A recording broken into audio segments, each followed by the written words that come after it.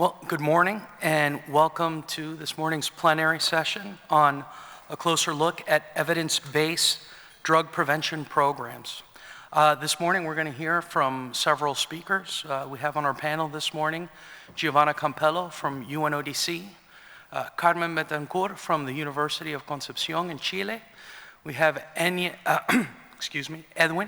Peñaherrera from the Pontifical Catholic University in Peru, as well as Wadih Maalouf from UNODC.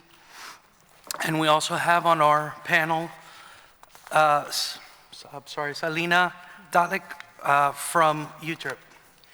And our first presenter this morning will be Giovanna Campello, who will be speaking to you today on the International Standards on Drug Use Prevention.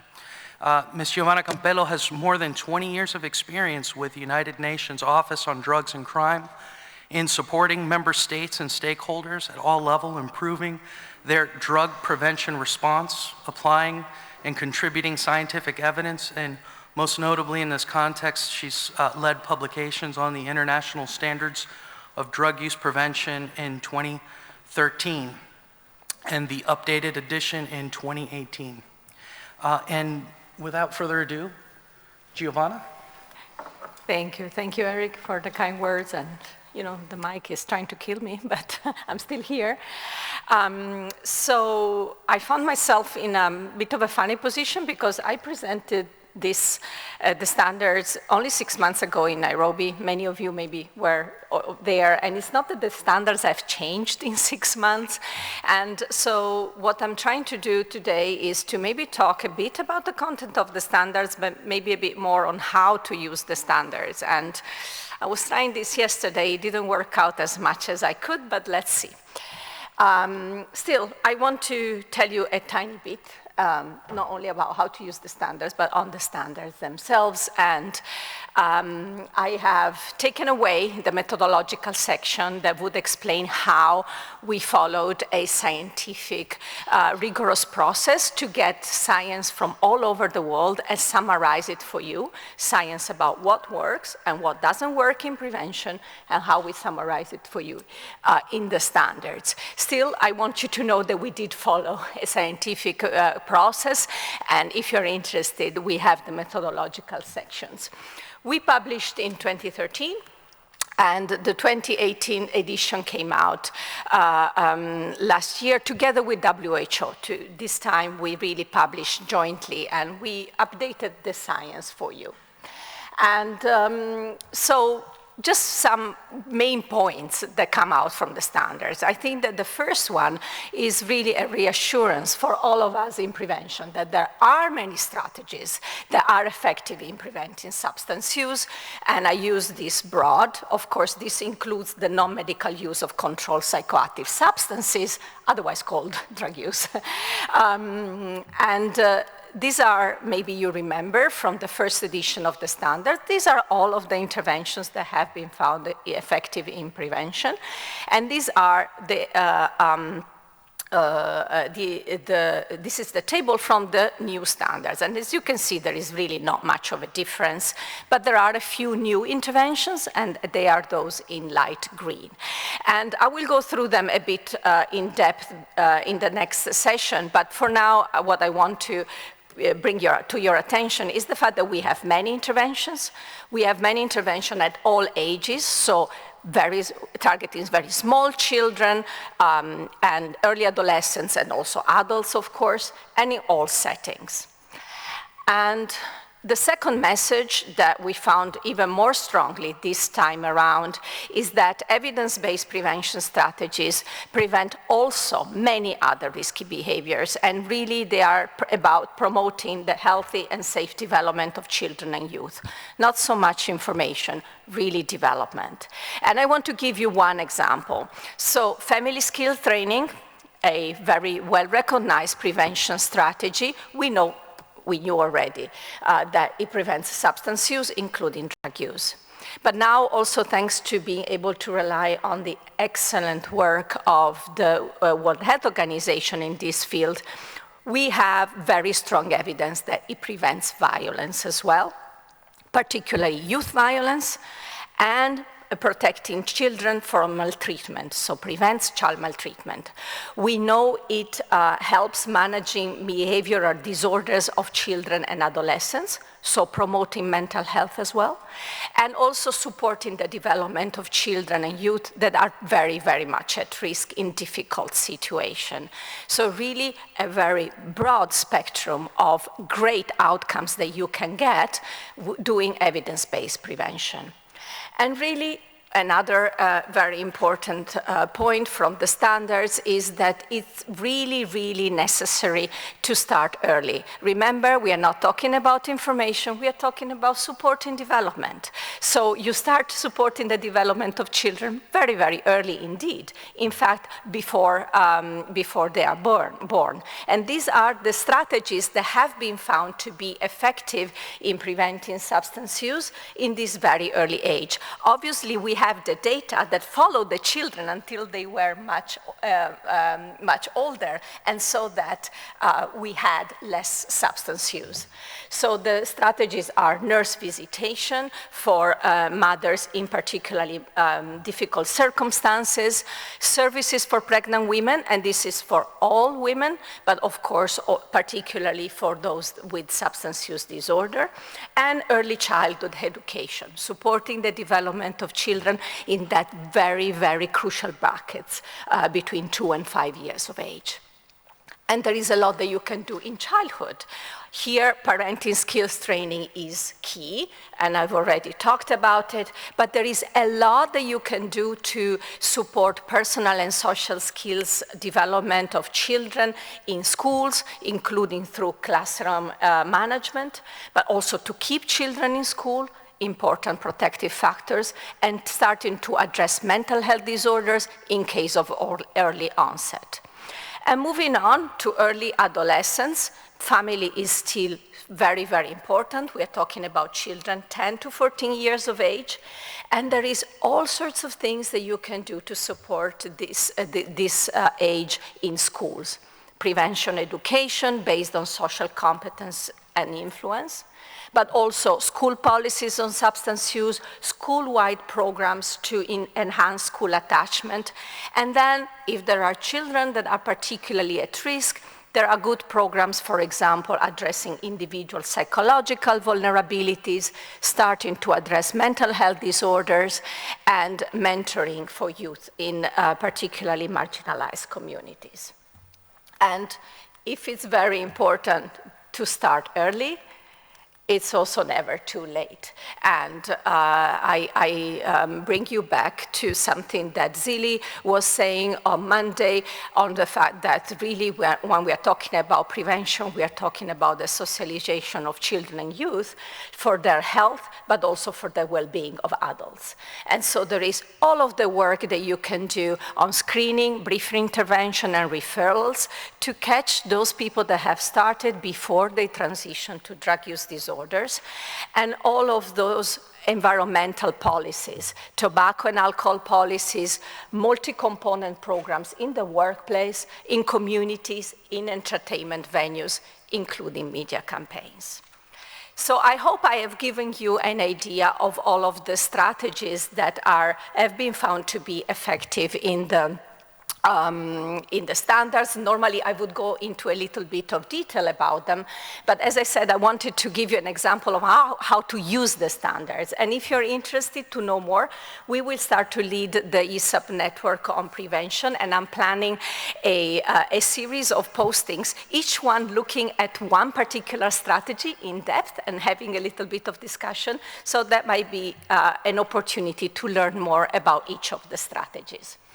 But let us talk about how to use the standards. And this goes back to something that is usually my last message when I present the standards. And it is about using our resources better. And this, I've shown this graph many times, but I'm not tired of showing it. It's completely invented, by the way. The bar on the left is my perception of the practice of prevention worldwide, where most of the practice is colored black or gray, which signifies it's not evidence-based, and how much better it would be if, even without more money, at least the money that we have, we start using for something that is evidence-based and is effective, which is here symbolized by the green. And I want to show you, I hope, an example of how to use the standards to do that. And there are many ways in which you can use the standards. I will do the easiest one for now, but I'm working also on the others. And I want to give an example of how you can use the standards to assess your existing prevention strategies and plan for improvement. So, you know, maybe take 1 second to think about a prevention strategy that you know, that you are involved in, that you have been implementing, and maybe you think about it together with me. The first question is really, is your strategy even in the standards? Is it one of those strategies that I have shown you in the table or in the slides that have been found to be effective in preventing substance use? And maybe it is, so great, we will talk about you later, or maybe it is not. And this happens all the time. It happens really very often. And for me, that is not so much of a problem, because the real question is the next one. It is, has it been evaluated? I am very honest with you. I try to do my best to get science from all over the world, but it's completely possible that I missed something, or there is something new. So for me, something is not in the standards, that's okay. But I want you to tell me, are you evaluating? Because if you are, great, send me the report so that I can update the standards. I can change that table. We have done it once before. We will keep on doing it at regular intervals. But if you have not evaluated, then that is a danger zone, because you are investing money and resources on something that has not been shown to work, has not been studied anywhere else in the world. And it's possible that it works, but we really, really need to know. And I really, really strongly invite you to plan for improvement in terms of investing in an evaluation. And when I say evaluation, I don't mean what my good friends from Slovenia, they taught me this, called the happiness studies. You know the happiness studies. The happiness studies are the ones that say 75% of the youth that participated in my program were very happy about the program. They enjoyed it very much. And I'm very happy for the youth, I'm very happy for you and your program, but that is still not effectiveness, right? Effectiveness is the kind of work that Federica, for example, presented on Monday. That's a slide that I stole from her, showing really a serious study with a control group before and after to really try and understand if, as a consequence of what you do, less kids are starting to use substances and maybe are to engage in other risky behaviors. So, but let's say, we were saying your strategy is in the standards. Again, and I cannot stress this enough, the question is, has your strategy being evaluated? And if you are, maybe you have also developed a mechanism to check your fidelity, maybe not. If you have not, I would invite you to really start working on that. And this is the kind of work that we do all the time around the world, and maybe Wadih will tell you a little bit more about it later, in terms of taking an evidence-based program and piloting it in all over the world. So a program that has already been evaluated to be effective. And this is what I call the easiest way to do evidence-based practice. But maybe your strategy has not been evaluated, and that's where the standards can help. So for each strategy, the standards give you positive and negative points. The positive points are characteristics that have been found to be associated with good prevention, with effectiveness in prevention. This is what an effective program looks like. And at the same time, sometimes we have even negative points, characteristics that have been found to be associated with no outcome, so no effectiveness, or even negative outcomes. As a result of this intervention, kids are using more, or risk factors are going up. It does happen. We need to be careful. That's why you need evaluation. And so here you can look at your strategy and look at the standards and say, like, are there any of the negative points there? If yes, danger. This is, you are doing something that has been found to be either ineffective or counterproductive elsewhere in the world. Please consider changing, consider improving, consider evaluation. No negative points? Great. Look at the positive points. Do you have them all or only a few? If you have them all, I think you can really be proud of your work. I think you can really start to feel safe that you are in an evidence-informed area. Maybe think about evaluation again. And if you don't, that's where I would call a weekly evidence-informed. Maybe you can improve and get all those positive points on board, maybe, or, and revise your strategy a little bit.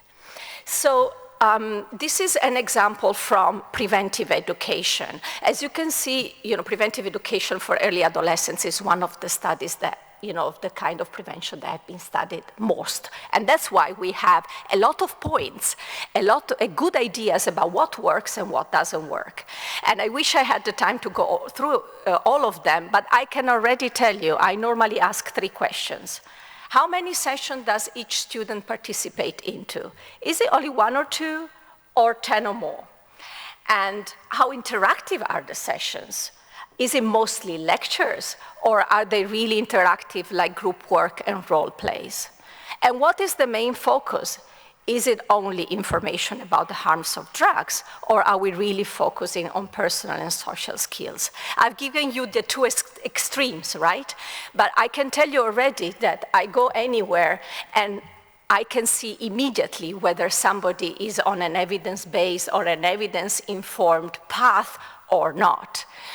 And so I hope I've given you an idea of how you can use the standards to move from that black to the green, and to move from strategies that are not in the standards or have negative points to strategies that have positive points that are in the standards or even have evaluated.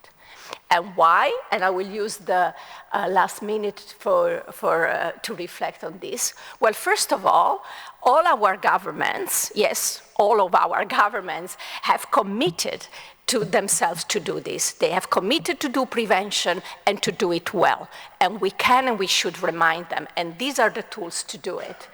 And they have committed themselves to strengthen prevention and treatment. These are the Sustainable Development Goals, to reduce violence and eliminate violence against children. All of these things in the standards contribute directly to this.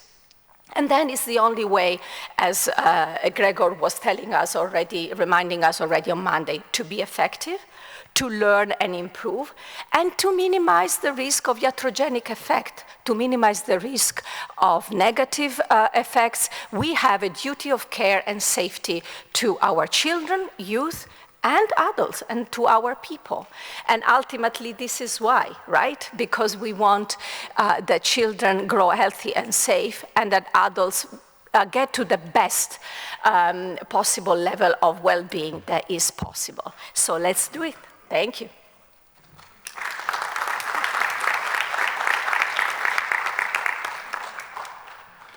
Giovanna, thank you so much for your presentation on international standards of drug use prevention and for sharing your experience with us this morning.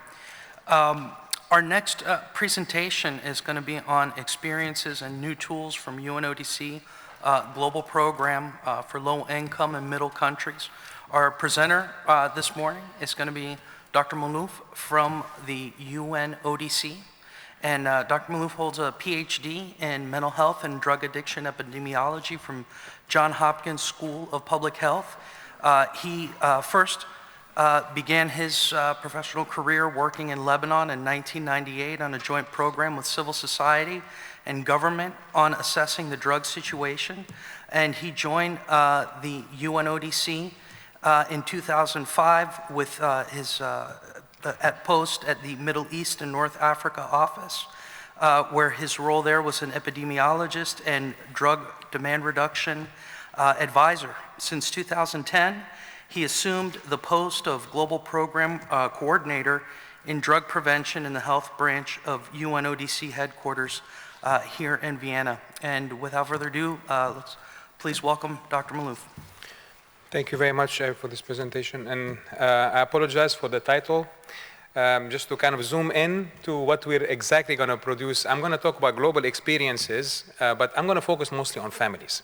And I'm very happy I just followed Giovanna's presentation, because these are the main two tracks we're using when it comes to engaging with policymakers and with changing the culture of prevention, let's say, on the ground.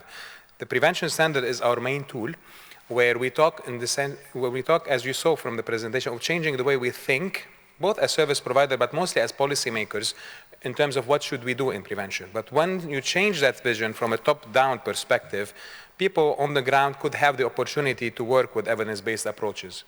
And we also operate from a bottom-up approach, where we work with service providers and giving them the tool to showcase that this knowledge that exists in one country is transferable to another one, and it can actually make a difference so that policymaker can understand. I'm going to talk more on the bottom-up approach, and there's going to be an overlap with those that have heard the presentation yesterday of my colleague Ala Al-Khani in terms of one of the main tools that we're working on parenting and family skills among those that are living in humanitarian settings, war settings and refugees. I'm going to pass through it quickly, but I'm going to give you an overview of additional tools that we have as well. So the standards are our main tool in terms of changing the vision, but it was a very important source of inspiration in terms of getting these tools that I'm going to talk about, the evidence-informed tools that are available for low-middle income countries. So Giovanna mentioned that specific slide in the sense of changing that vision. There are so many different ages you can work with, and there's so many sort of social institutions you can capitalize on beyond the school when it comes to prevention. And this is where we wanted to focus more on the family as an essential social institution, because of in most of the countries where we're working, the school is a point of focus, but family is sometimes not an element of a social institution where there are evidence-based programs for that specific institution. Despite the fact it's a very powerful institution, as Giovanna has mentioned, because unlike the teacher, the parents are engaged with the kids, the family. There is a kind of an engagement that is a longer-term relationship than the actual engagement within the school. So changing the way the functioning of the family is a key powerful factor.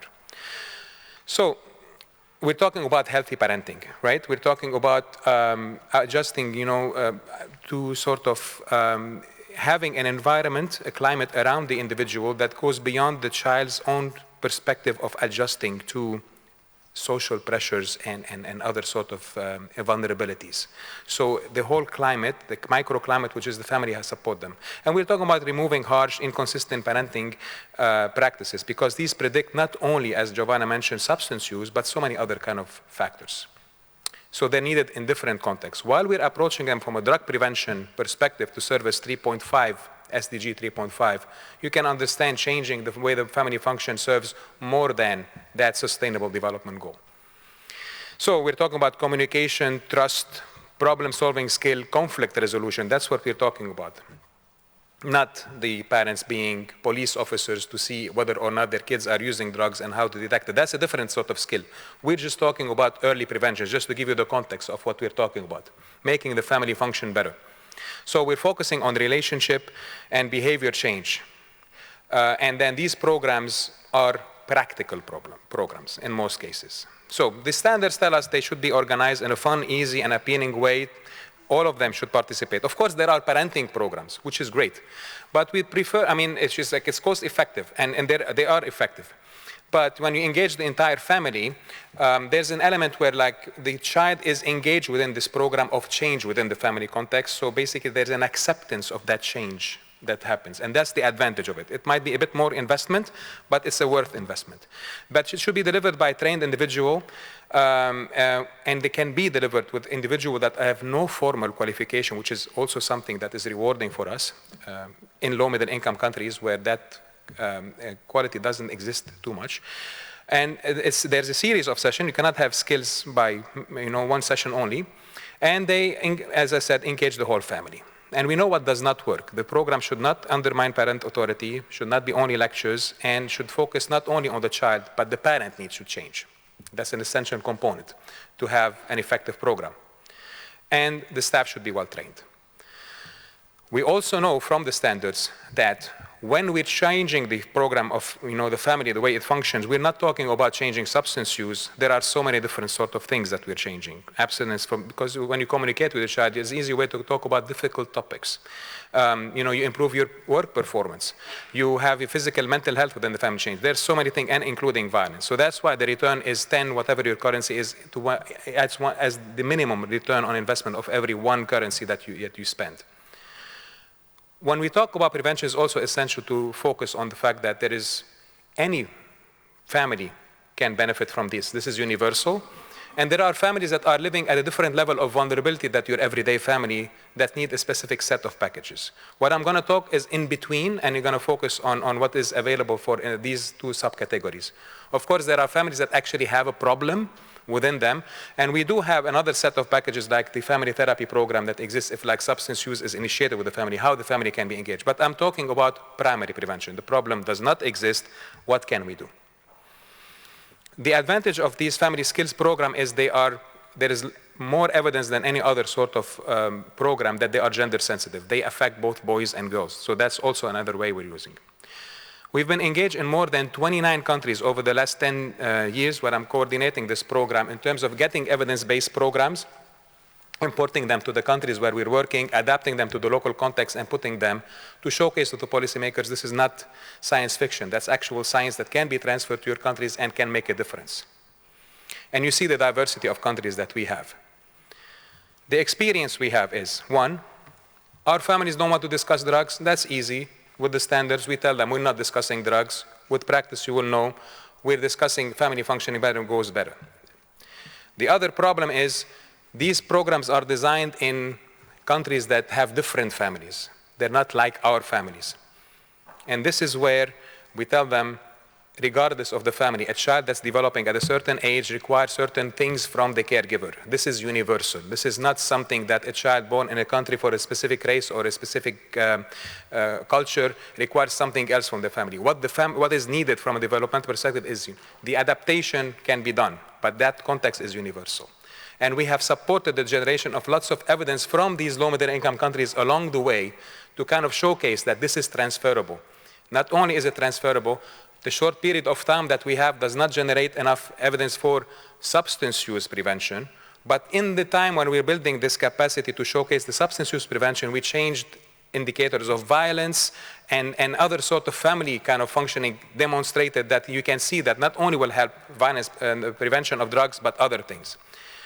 One of the counterparts we have was in Panama, Anilena from University of Manchester, where she documented the impact of Familias Fuertes, the adaptation of strengthening the family program 10 to 14 to the Latin American context.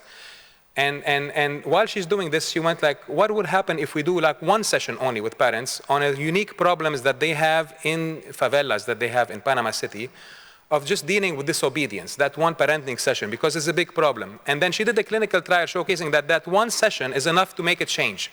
And this is where we realized, well, brief sessions in a context could be important in terms of making a change. We have also some evidence in terms of like the changing of culture of prevention that's documented in terms of violence. So the infrastructure, we have done 10 years of work and we have these programs in place. These programs are designed in developed countries. Sometimes the infrastructure doesn't exist where we are, right? In terms of sometimes something as simple as electricity. When you're playing a DVD, you don't have power. You need like people that have a certain level of degree, you don't have them. Printing, cost of the material, royalty, copyright fees are obstacles to move to scale. So this is where we are 2017. So we talked about 9 years and now we're 2017. With the help of USINL, we developed the first program that is selective, okay, for families living in Shannon setting, strong families. 3 sessions, 2 sessions and a half really, 4 hours overall, 2 sessions with the entire family of 90 minutes and 1 session with caregivers only for 60 minutes. The brochure, you might have it. If you don't, the link is there in terms of what the program is about. Basic skills that are needed in these challenge settings, but the focus mostly is on the stress that these parents feel. Then we found that, of course, there's a sub-community of families that are living in humanitarian settings, the refugees. Yesterday you heard, this is Ala, working there, in the sense of what can help in terms of humanitarian settings. So these are the sessions. Explore the parent challenges, develop ways to better deal. That's what we talk with the parents. Values of both love and limits, listening to children, how to encourage behavior and discourage misbehavior. You can see the value of changing these things. In parallel, the child sessions, how to deal with stress, explore rules and responsibility. We're talking to the kids. And then the family sessions come together in terms of practice communication, stress, and beyond. So to demonstrate that brief, when we're talking 4 hours, and we're talking about challenge humanitarian setting, we had 100 families between Afghanistan as well as families that are refugees stranded in Serbia that happen to be also Afghans, where we monitor them in terms of taking the program, their assessment of the child that they have problem with, and follow up over time. We've used the strength and difficulty questionnaire, and this is a slide that was shown yesterday, showing you parents rating their kids, the yellow, orange, red zone. When you move to the red zone, these are kids that have almost reaching the clinical significance of problems as assessed by the parents. But you see follow-up on time, over 6 weeks after taking this brief 4-hour session of parenting, family sessions, they move to the own parents rating their kids in terms of a more comfortable, normal sort of level. We focus also on the kids that have particularly challenges that are almost on the orange and red zone. And then we also see that these particularly challenged kids over time have improved almost to the normal level. Kids that are both boys and girls have improved. The program is available in several languages now in the last couple of years. And then we said, while we're interacting, University of Manchester was working on humanitarian settings. Refugees, big numbers, you've seen this, but the role of families within this setting is much more important. So we scaled up this process, merging efforts, and then we have now leaflets, depending on the structure where you're working. Sometimes you cannot engage with families. You can be something as simple as distributing leaflets on how to know your own stress as a caregiver and how to know the stress in children and how to deal with it. These have been disseminated, and we have documentation of them that work. We have scaled them up, and sometimes you can have a 2-hour session on parents only, which is more elaborate than the actual leaflet. What can you do?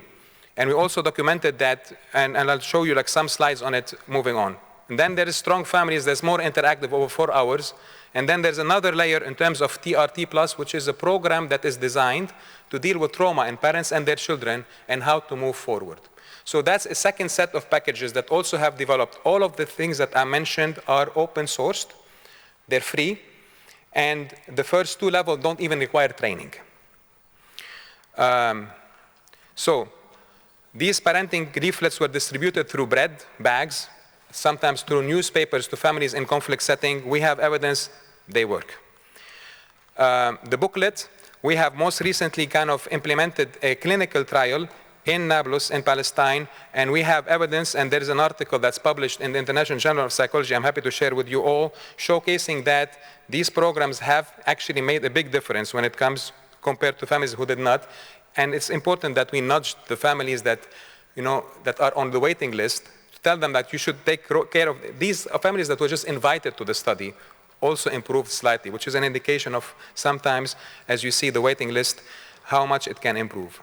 Strong families, you saw the slides, and teaching recovery technique is, we have a randomized clinical trial in Syrian refugees in Lebanon where we have showcased that comparing just dealing with trauma versus a waiting list versus dealing with trauma plus parenting skills, which is the orange line on this, how much it improve a series of measures. The impact of the event, the depression, the mental health, the children dealing with the stress, and beyond. So all of these sort of elaborate studies and all the results are available for you if you need to get them, and they are in the process of being published soon. They have been submitted for publication. The last tool that also I wanted to showcase for you is a universal family skills program that is designed for low middle income countries. In only 1 year, based on the experience, and now we're moving faster, we have sat down, we agreed in terms of what are the main essential parenting skills elements that are needed on a universal setting but are designed for low middle income countries. This program has been designed, and as we speak, a couple of weeks ago we came back, the first piloting was done in Indonesia and Bangladesh to work on availing family skills for any family, but in an infrastructure that is with lay people, that does not require heavy audiovisual material, lots of preparation, and to kind of engage with these families, because there are lots of families, particularly in low middle income countries, that actually need these programs, not only, in the context of war and beyond. So these are the sessions that are contained within this program. There's a brochure that is also in all your bags on Families United, and we're more than happy to kind of discuss with you what they are. These programs are not only from the prevention standard, but they serve prevention of youth violence, as you see from the evidence of WHO.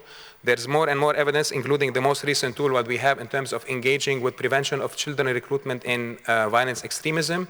There's also the strategies of ending violence against children, also are clearly there's one of the strategies that are being mentioned in terms of how to engage with parenting skills. I'll finish with inspiration and directions.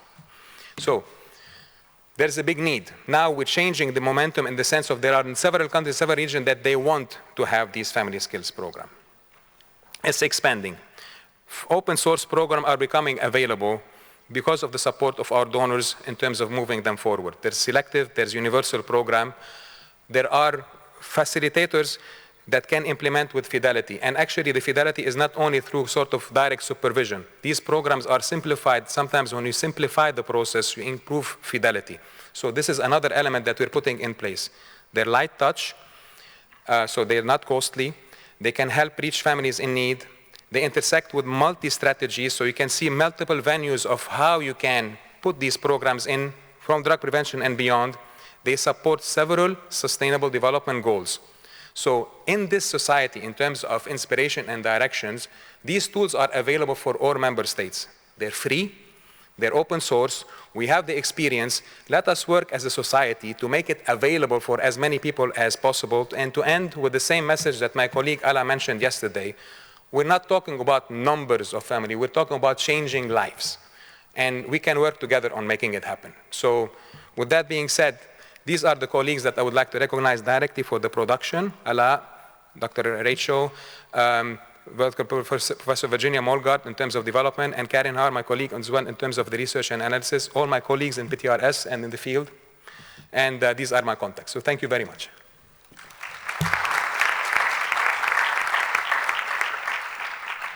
Dr. Maalouf, thank you very much for sharing your experiences and tools from the UNODC Global Program for Low and Middle Income Countries. I have just a brief announcement. There seems to be some confusion as to where the policymakers training led by UNODC is taking place, and it is starting now in Boardroom A, which is on the second floor. So please, if you know somebody that is looking for this course, please pass that message along. We appreciate it. Thank you. And our next presenter this morning is coming to us all the way from Chile. And we have with us this morning Carmen Betancur, who is a medical doctor and specialist in psychiatry at the University of Concepción in Chile. She also holds a master's degree in addiction and a Ph.D. in mental health. She's also an assistant professor in the Faculty of Medicine at the same university. She's also a director of outpatient mental health and addiction clinics in the same city. And she has a long experience in the addiction field in Chile and France. And she develops clinical and research in with patients experiencing disorders with coca paste in different public centers in her country. So please welcome Dr. Carmen Betancur. Thank you very much, Eric. I'm sorry. Okay. Good morning, and thank you very much for inviting me to this very important Congress. It's an honor and a pleasure for me to be here with you. Well, now I'd like to talk about the importance to know the health consequence of substance use and how to use this knowledge to prevent drug abuse in our different contexts. So I'd like to start with a summary of the key points about this lecture. How much do we know about the health consequence of substance abuse? What about this in Latin America and in Chile? How do we use that information to prevent the drug use? Regarding how much do we know about this, we know well the burden of disease that the substance use represents around the world. The burden of disease is a concept that was developed in 90s, to describe death and loss of health due to disease, injuries, and risk factors for all regions around the world. It's measured by disability adjusted life years, called also Talić. It means the lost year of healthy life. Now, here we can see the global patterns of burden attributable to risk factor, and the tobacco use, the alcohol and drug use are the 4th and the 8th causes respectively. As these graphics show, if you look below, what the different colors represent, the main part of the burden of disease attributable to tobacco use is related to cardiovascular diseases, light green, neoplasm in dark green, and chronic respiratory disease, emerald green. On the other side, the main part of the burden of disease attributable to alcohol and drug use is related to mental and substance use disorders in pink, followed by cardiovascular disease, neoplasm, and chronic respiratory disease too, but also for HIV and tuberculosis in red, and self-harm and interpersonal violence in blue. Explaining the reason of each one of these health consequences by substance use would take us many Congress days. That's why today I only talk to you about the main health problems associated with it and how the burden attributable to this risk factor changes in relation to the different socio-demographic index, SDI, in the countries. So here we can see how, as the countries increase socio-demographic index, that is, they increase their income per capita educational level and reduce their total fertility rate, also increase the weight that drug consumption has on the burden of disease of them. This situation could have two explanations. I'm sorry. One, that with the increased social demographic index, there is less burden of child and maternal malnutrition, which makes the burden of disease from the use of substance in those countries seem greater. Or, on the other hand, it's also possible that these countries, the consumption of substance is actually greater than in other countries with lower SDI, which could respond to different social phenomena that we could call the price of development, perhaps. Then, what about this in Latin America and in Chile? It's complicated to summarize the burden attributable to risk factor for our whole region because we have different situations in terms of the social demographic index in each country. However, we have some things in common. In general, in our region, we have reduced the total disability adjusted life year by tobacco smoking, and we have increased the total deaths by alcohol and drug use. Although we have reduced the burden of disease due to tobacco use, our health system still spend a lot of money and a significant percentage of their budget on expenses attributable to the tobacco smoking. In Chile, my country, a nice place at the end of the world, we also have reduced the tobacco smoking in the last 15 years, especially the daily tobacco use. In spite of this, we still have the highest prevalence tobacco use in Latin America.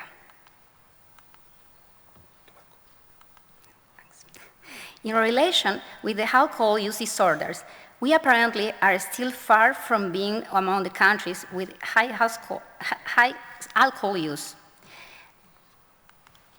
And far from other countries like Nicaragua, for example, the country with the highest rate in terms of alcohol attributable fractions for death measured as a percentage of all death in each country. Now, even if isn't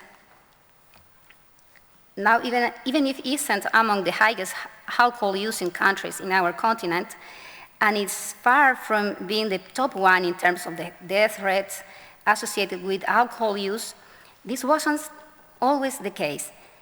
We have reduced a lot of the alcohol consumption, mainly of the wine, since 60s to the present. However, in recent years, we have had a new increase in the use of alcohol, mainly spirits, and in the women, which we know is associated with a very high risk of death for liver cirrhosis, road traffic injuries, and neoplasm, in addition to the risk of developing alcohol use disorder as a mental health disease. Finally, in terms of direct costs attributable to alcohol consumption in my country, there are a lot of different diseases which are a consequence of chronic alcohol use, And this associated economic and social cost is very important. Finally, in relation to cannabis use disorder, unfortunately, we are the top. An important reason for this is that several celebrities of our TV shows and some of our politicians have fought through different social medias to lower the risk perception of the cannabis use. This may have been a key factor influencing increased marijuana use. In addition, we are the top one in the last year marijuana use prevalence students of secondary school throughout the American continent. Furthermore, in this first study among university students, we found a very high last year and last month prevalence of marijuana use, with 36% who smoke it 10 or more days per month. How do we use that information to prevent? Knowing the health consequence and the epidemiology of substance use can help us to plan good policies like the Empower for the tobacco problem. In this case, we use the knowledge about this to protect people from tobacco smoke and to warn them about the dangers of tobacco. To protect people from tobacco smoke have great advances in general in South America and in Chile too, with the progress in the smoke-free legislation in terms to protect the population against exposure to tobacco smoke. Despite having progress in increasing to tobacco taxes, we have not progressed in increasing the availability of tobacco dependence treatments.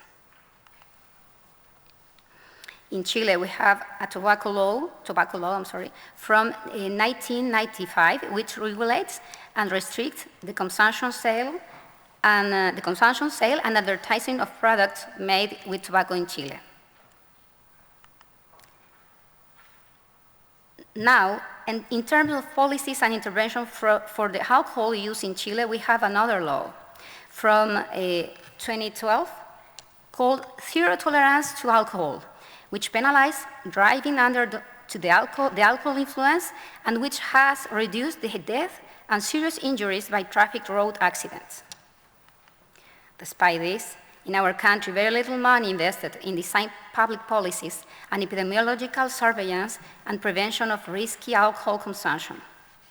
And until April this year, we have almost nothing to prevent the marijuana use except the medical doctors who, through the different scientific society and the direct communication with the medias, try to influence public opinion to increase the perception of risks and thereby contribute something to changing this dark panorama with the cannabis.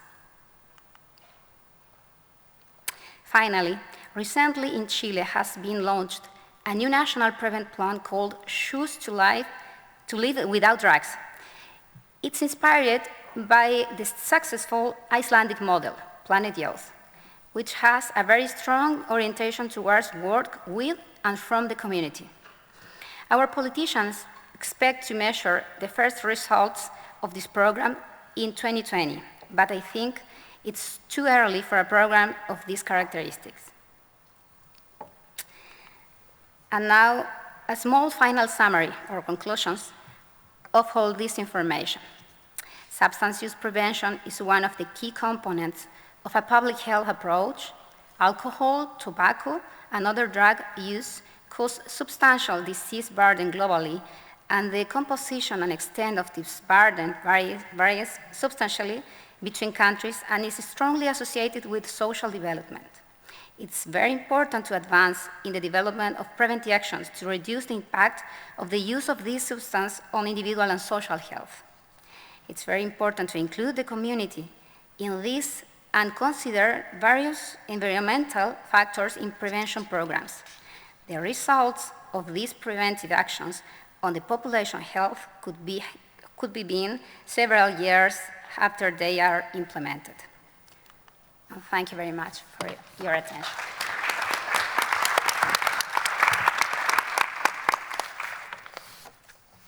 Well, thank you very much, Carmen, for your presentation on preventing health consequences of substance use. Our next presenter this morning is going to be talking to us today about prevention practice, and that is Sanela Talić, the head of prevention programs at the Institute for Research and Development, UTRIP. She has also been involved in several EC-funded projects in the field of addiction prevention, health promotion, healthy lifestyles, social emotional learning, violence, and injury prevention. She's also a researcher and a Ph.D. candidate in prevention science at the University of Zagreb, Croatia. She's a master trainer for EUDAP, unplugged school-based prevention programs, and EFFE-KT programs for parenting, and a national coordinator and master trainer for the Strengthening Families program and Boys and Girls Club, Boys and Girls Plus program.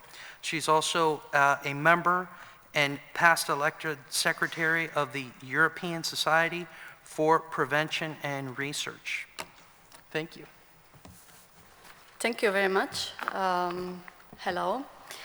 So I thought last year when I received an ISSUP early career reward that it is the right thing to be at the next ISSUP meeting. Luckily it is in Vienna, which is rather close to the country where I live and where I come from, it's Slovenia.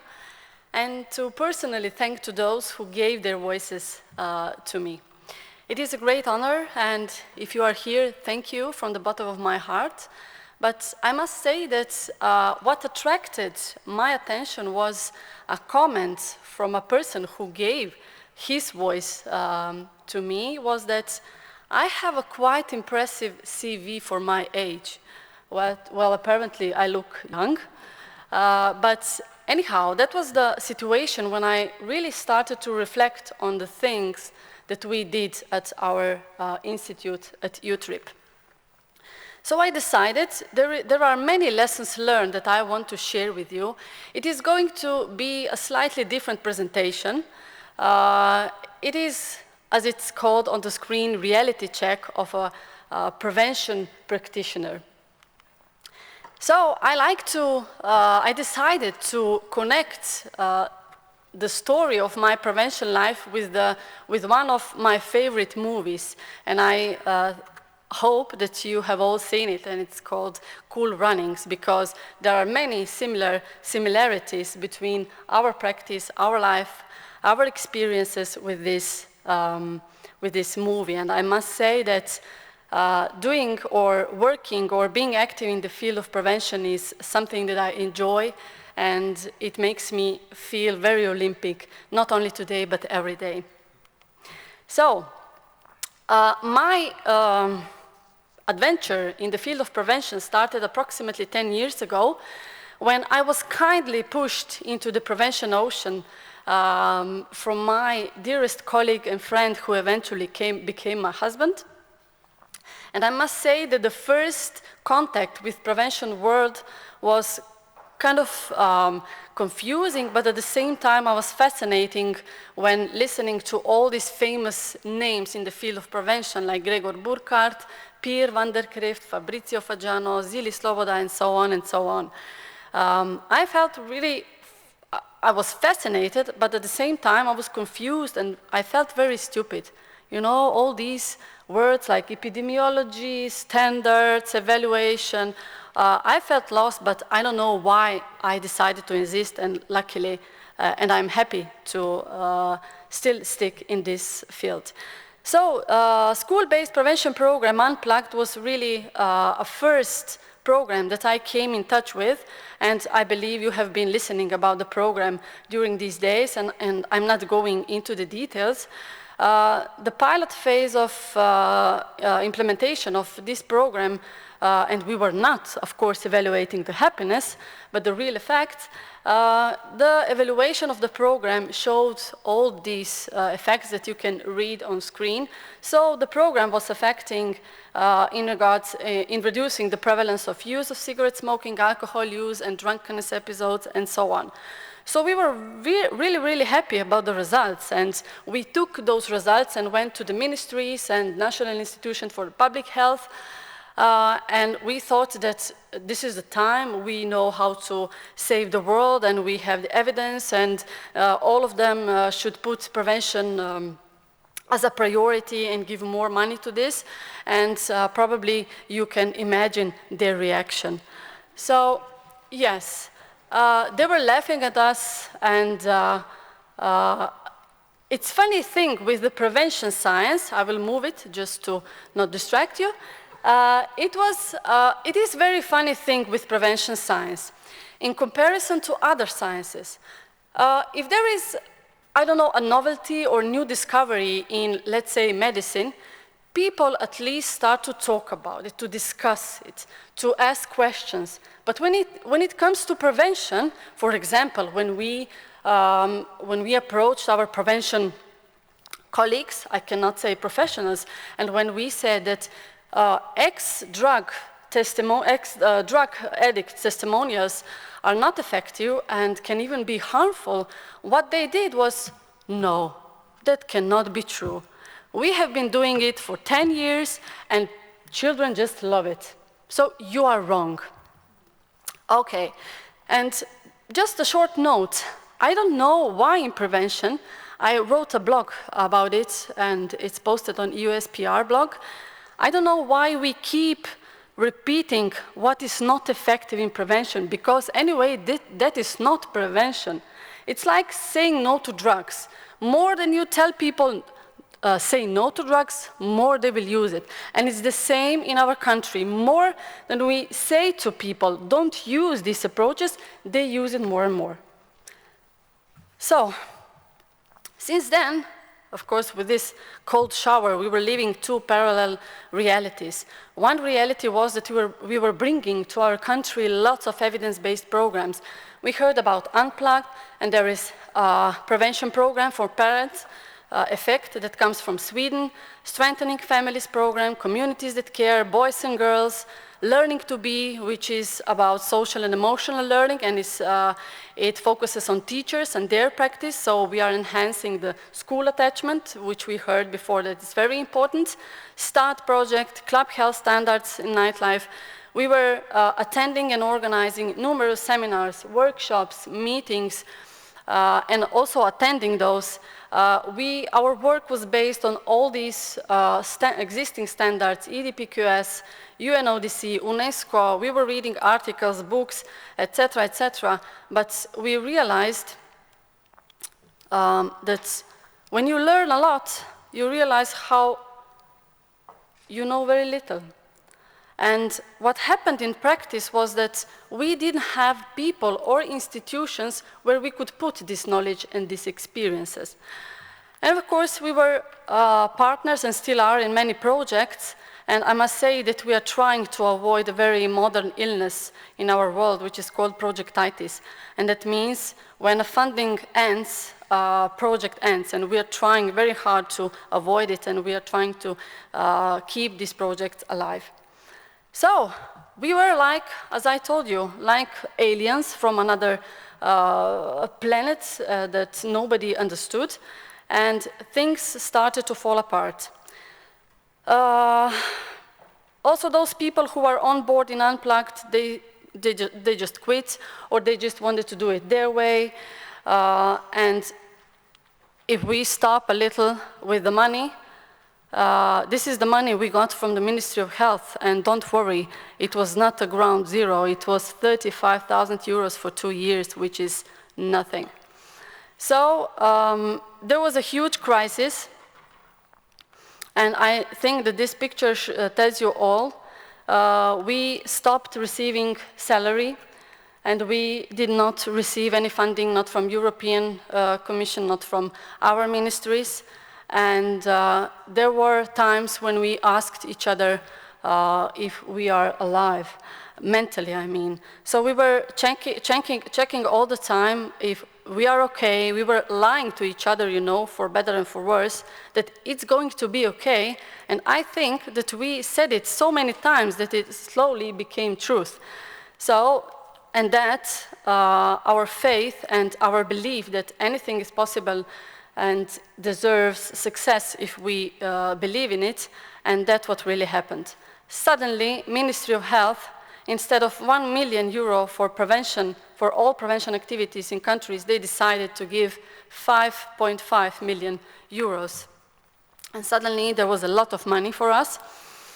Of course, we were happy about it, and then we started to think, what was the reason they decided to give? And key to success was advocacy. This is the thing that I think it's missing in prevention science, especially when putting or trying to put prevention science on the agenda, of a political agenda. And in all that time, from the very beginning, we never tried to impress everyone, to be friend with everyone. We set high standard for our work, which was based on existing standards, and we didn't want to go down. We wanted others to join us here. So we were acting like faces of prevention, and I think that our attitude and our professionalism was the key to this success, because it still happens sometimes that my colleagues who are working in the field of prevention usually or often say, who am I to tell people that they are doing it wrong? Well, who else is going to tell us if not we? Because it's not us who are telling it, it's the research, it's the science behind us who gives us all the evidence to this. So we always were acting proactively. You have to be very creative, and you have to trust in prevention science 150%. And of course, it's also about our behavior. Not long time ago, we were at one conference where we were talking about prevention in the field of alcohol and how alcohol use is harmful. But in the break, you could see alcohol industry giving free coupons for alcohol drink and wearing all shirts with their names on. So it's not that I'm moralizing, but just telling you what is the way we are working. If we are teaching something, then I guess we have to live that. All the time we were creating a need for prevention, of course. Every time there was a problem, we called our minister for health and said, okay, but if you would have a prevention and you would give us more money, then there wouldn't be these problems. So every time there was a possibility, we were advocating for the prevention and creating this need for prevention. Of course, we are still networking across Europe.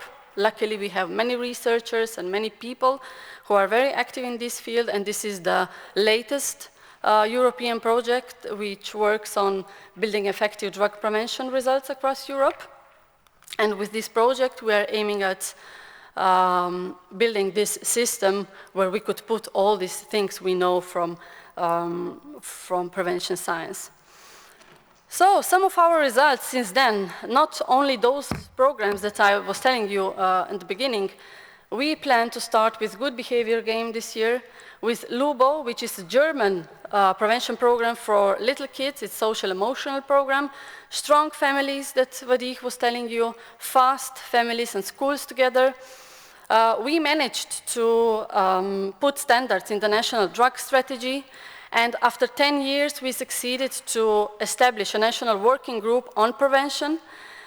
We have one of the most progressive tobacco law in the world, and we receive lots of calls, of course, for workshops, and 2 weeks ago, we had first international summer school on prevention, working with very nice students from 14 countries all over the world who came with their projects, and then with our help, they improve their work or their projects according to existing standards. So, hugely increased funding, please hold your seats.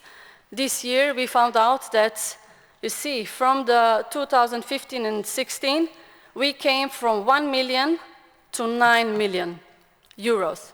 And yes, I know what you're thinking, panic, how to spend all that money. Don't worry, we have a good plan. So, I really liked a quote that I heard here, that in prevention, that's why I love it, there is no simple solution. For every complex problem, there is an answer that is clear, simple, and wrong, which means that nothing is simple and clear in prevention.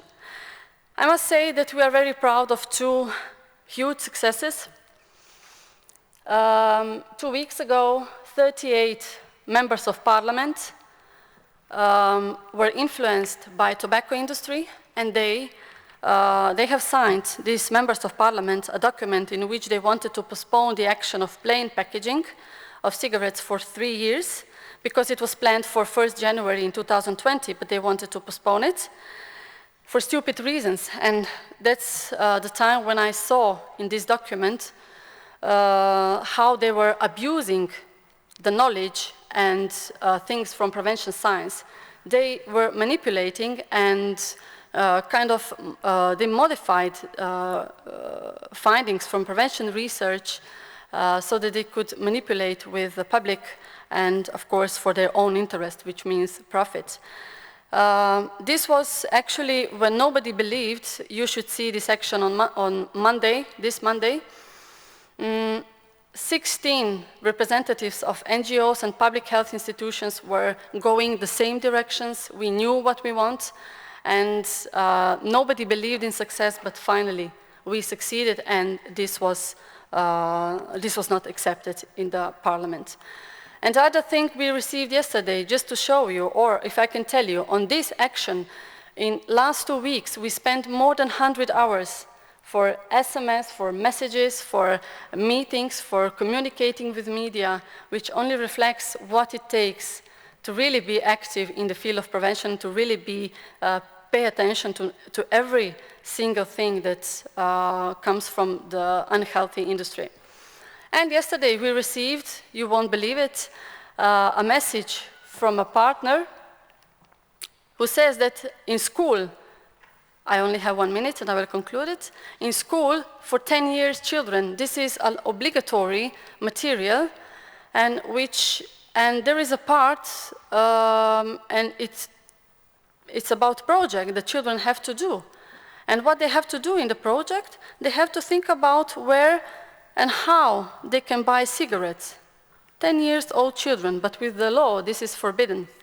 So they have to think about it, and then they have to improvise that they're smoking, and of course they have to imagine that there are also friends who are jealous of them because they are smoking. And this is obligatory material in our schools, and at 1st September, 20,000 of children will get this material, and which means that less than 2 months, there is only less than 2 months time to eliminate this from school. So, this was short, the reality check of prevention practitioner. I thank you for your attention, and if you want to contact us, please, there are info how to do it. Thank you.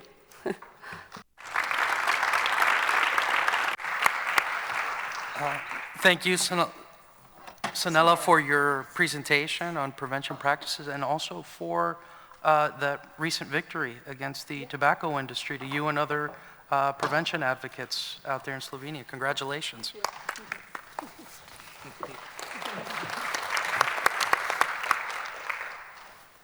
Our next presenter this morning is Edwin Peñaherrera, psychologist from the Pontifical Catholic University in Peru. Mr. Peñaherrera, Dr. Peñaherrera is a former regional manager for Latin America and the Caribbean at the Right to Play International. He's also the former general director of the National Directorate for Health Promotion of the Ministry of Health in Peru from 2000 to 2001, and currently he's the professor at the Faculty of Industrial Engineering at the University of Lima and Faculty of Psychology at the Pontifical Catholic University in Peru. And without further ado, Dr. Peñaherrera. Okay. Well, good morning, everyone. I'm very glad to be with you. Doing this? Yes. To share an experience of the health promoting school project implemented in Peru from 2014 to 2017. Under an agreement between the International Cooperation Agency of South Korea, COICA, and the Ministry of Health in Peru. As a consultant of the Pan American Health Organization, I was in charge of systematizing this experience in order to identify the phases developed by the project, the strategies used, and the alliances built. In that purpose, I made a review of secondary sources, as you already know, and got information from primary sources by interviews I made to the key players involved in the implementation of the project. So in that sense, I will show you some results based on quantitative data that researchers from Yonsei University found, and some qualitative data that I collected from the interviews from the key players from the whole school community and the Ministry of Health and Education.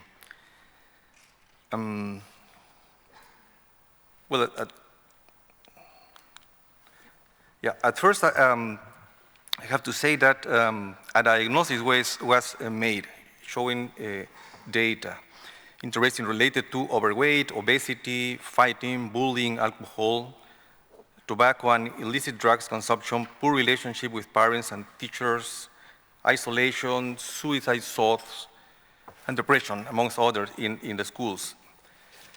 The strategies used was taken from the ones that Pan American Health Organization state. So used health education, improvement of physical and social environment, establish alliances within the sectors, health and education sectors, and reorientation of health services, which means that through an agreement between the school and the health services, the students could have special hours of attention in the health services. The strategy was build a baseline, I already told you, and they found out many behavioral risks present in adolescent population. Transfer information to aware about the consequences of nocive habits, using interactive methods, development social skills, not only to students, but to the whole community, parents as well. Bring access to psychological, medical, and social services, which was an innovation of the project. It never happened before.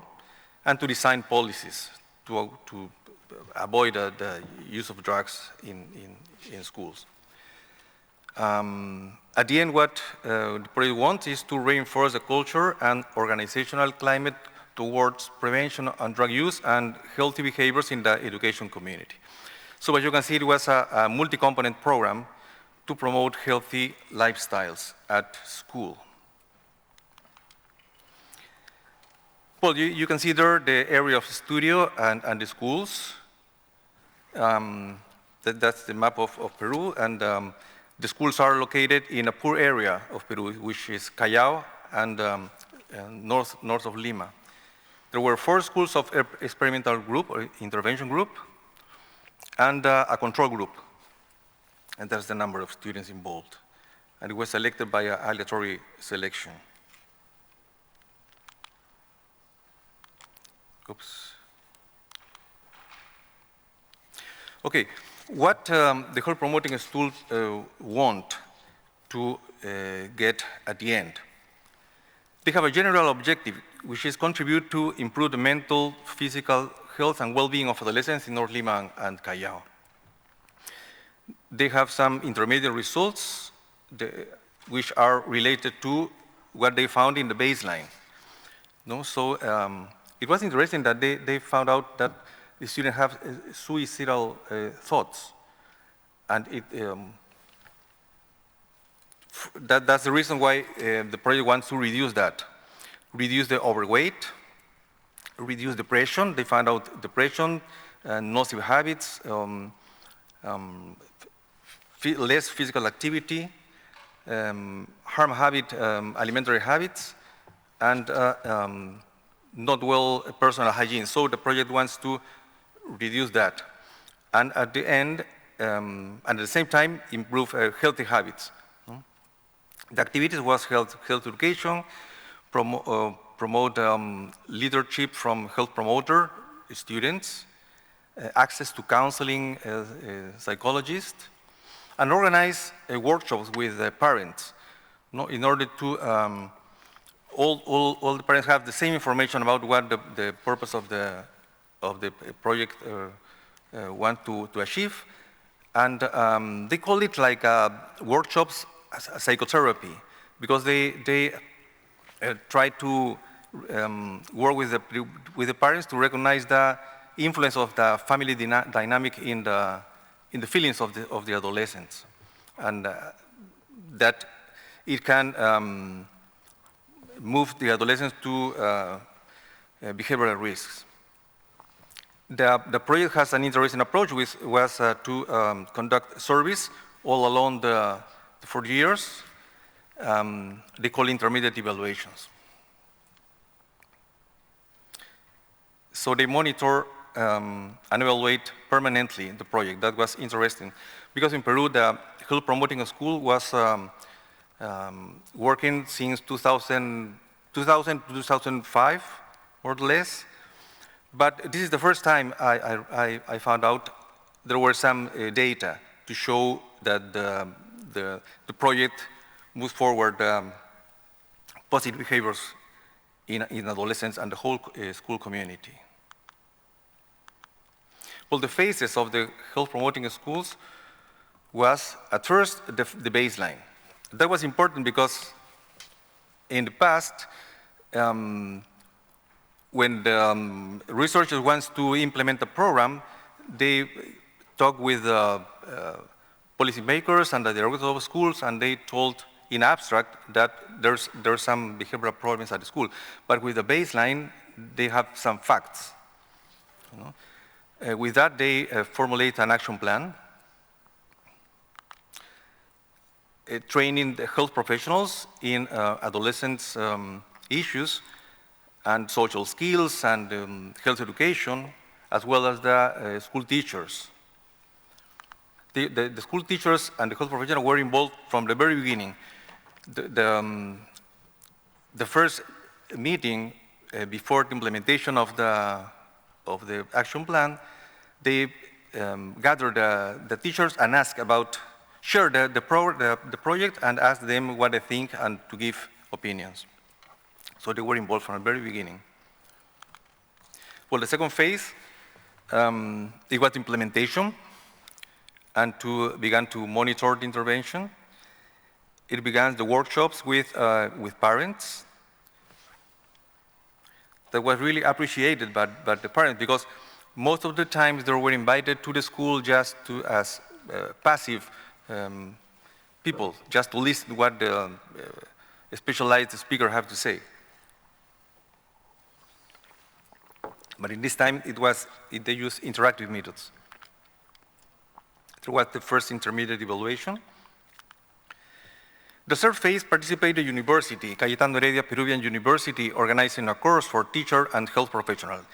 It was a sort of specialized course or postgraduate course, inviting teachers and health professionals. And what happened was very interesting because it was planned to organize the courses for teachers and health professionals separately. But for logistic issues, they come all together in the same classroom. And I said it was interesting because the teachers appreciated that because they have the chance to know what is the paradigm of the health professionals. And the health professionals has a sort of arrogant position because they say, well, the teacher doesn't know nothing about health, so we're wasting our time. But at the end, they recognize that the health professionals don't have educational methodology. They just go to the classroom and give the information. They don't know what impact it has. But a teacher has a education methodology different from the used by the health professionals. So it was interesting at the end. Another methodology used was to train adolescents to become leaders. And that has the chance to identify the first moment where some peers have some kind of problems and to deliver to, if needed, deliver to the health services or talk with the teacher. And that. So this was an interesting strategy because the adolescents were in the same classroom. So they can identify early whatever happened with their peers. Then it was the second intermediate evaluation. As I told you, all along the 4 years, it was evaluating and monitoring the intervention to make adjustments if required. The first phase, 2017, the university and Ministry of Health organized a more formal postgraduate course, a diploma for school teachers only. So they become more engaged with the project. They got a certification, and they have another support from the school directors. Well, in Peru, the Ministry of Health, and mainly the Ministry of Health, but the education as well, organize a network of health promoting schools. So they work all together, they share information, they try to build an action plan all together, the two ministries. In 2017, the South Korea, KOICA, invited a group of teachers and professionals and students as well to visit South Korea in order to has the time to have a field work in what in South Korea is working well regarding health promoting schools. And at the end, the main task is to advocate for healthy public policies. No? And that is a hard work because the Ministry of Health has the funds oriented to recover health, no? To attack diseases, not to promote health, really. Well, some results, I have no time, but we found out some trends. No? There was significant difference in the number of close friends and level of understanding of parents, which was a lack identified at the baseline. So the parents didn't understand what the troubles of the adolescents are. The program impact on some facilitating factors. As you see, the students move to obtain information about harmful effects of smoking, harmful effects of alcohol consumptions, illicit drugs, and about sexual behavior. Significant differences were found in the experience of tobacco consumption, current tobacco consumption, drug use, and sexual relations. Because in my country, the initial age to sexual relations are 12, 13 years old and without protection. So that's we want to be aware about that, the inconvenience of that. Well, some conclusions. As I told you, there was a significant relation between the experimental group and the control group in the number of close friends and level of understanding of parents. Significant differences were found between the experimental group and the control in the experience of tobacco consumption, initial contact with tobacco consumption, current tobacco consumption, drug use, and sexual relations. Significant differences were found between the experimental group and the group control in the experience of tobacco consumption, current tobacco consumption, drug use, and sexual relations. And yeah, if I have some minute, I would like to share with you the perception of the key players regarding the benefits. The school directors said that the teachers has more competencies to face different behavioral risk in adolescents. They appreciate the space as very important because the students can share whatever they feel about different situations they live as adolescents. The students receive the information received about healthy practices, beginning, as you see, with tooth brushing, hand washing, healthy eating, personal hygiene was really appreciated by them because that's where the program stayed as healthy behaviors at school. The teachers said that a comprehensive diagnosis as a baseline was very useful for them to engage the school directors because they have some facts to show. The parents appreciated the psychotherapeutic workshops. They said that this type of service is completely new. They always have been invited just to listen to the speaker, and now they understand that the emotional aspects at personal and family level affects their children. The health personnel appreciated the articulation between the health center and the educational institution through a formal agreement. They say that it helps to identify risk factors in students who are apparently healthy. Okay. Because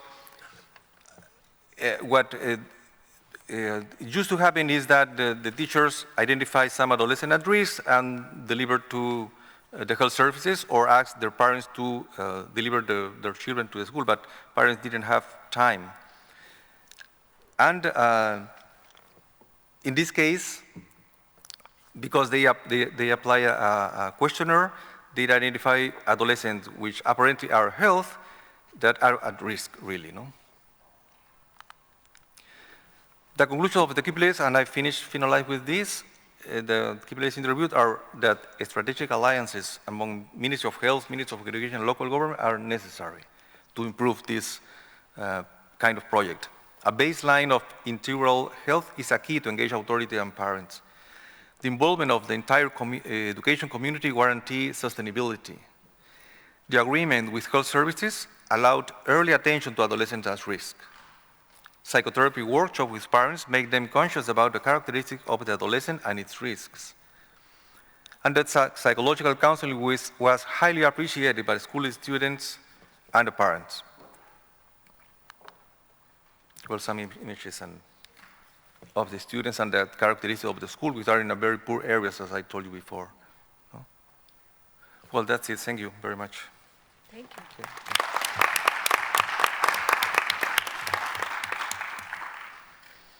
Well, thank you very much, Dr. Peñaherrera, for your presentation. And I'd like to thank our entire panel for sharing with us all their experiences on evidence-based drug prevention programs.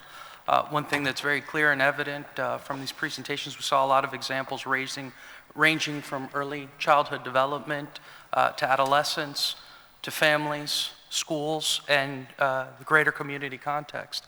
And it really just goes to show how multidisciplinary the field of prevention is. While we are just about out of time, I do want to provide space for at least 2 questions. And I'd like to ask, in reference to the comment I just made too, if you can please state your question as well as who it's directed to, since we covered a lot of ground this morning. Thank you. So, any questions for the panel? There is one there. You see another hand? I have a small question for Mr. Edwin. I just wanted to know what was the size of you did a baseline survey, what was the elements, what were the elements of that baseline, and what was the sort of the size of your, of the population, and what were the elements of the survey?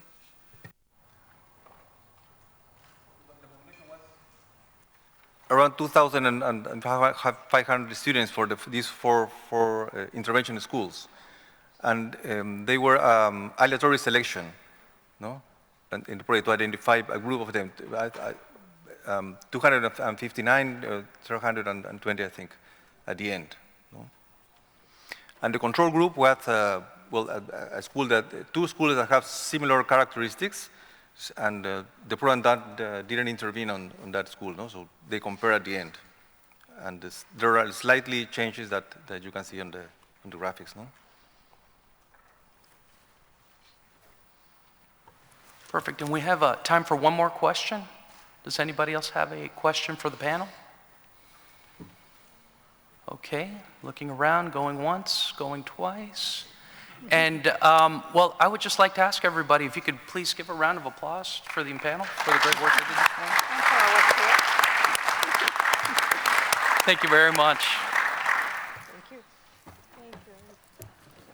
Thank you. Great work. Yeah, it was true.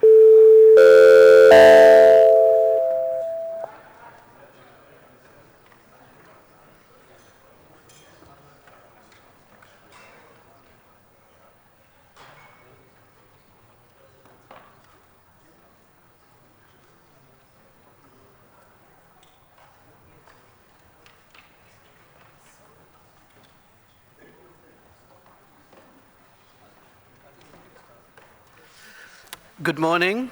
I think we will get started. My name is Shamil Vanigaratne. I am Head of Education and Training at the National Rehabilitation Center, Abu Dhabi. I'm very pleased to introduce a very distinguished panel and a very exciting symposium. I think other seminars had 5 speakers, we have 6. So I think we're going to be challenged for time, so I'll have to be very tight with the timekeeping.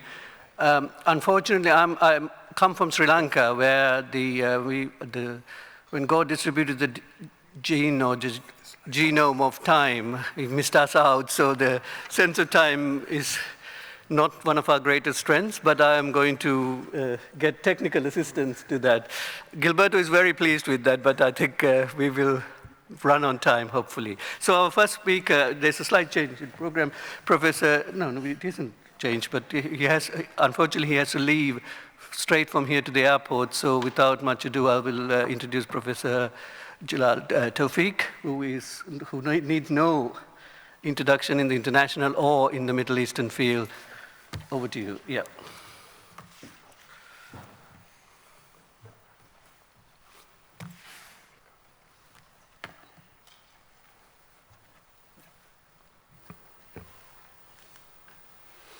Thank you very much, Chair. Good morning. Thank you for ISSUP and UNODC for having me here. It's a real pleasure to chat and see old faces and new faces and make friends. So I'm going to talk about today about a very interesting experience, and that's what we call the network, the MedNET network.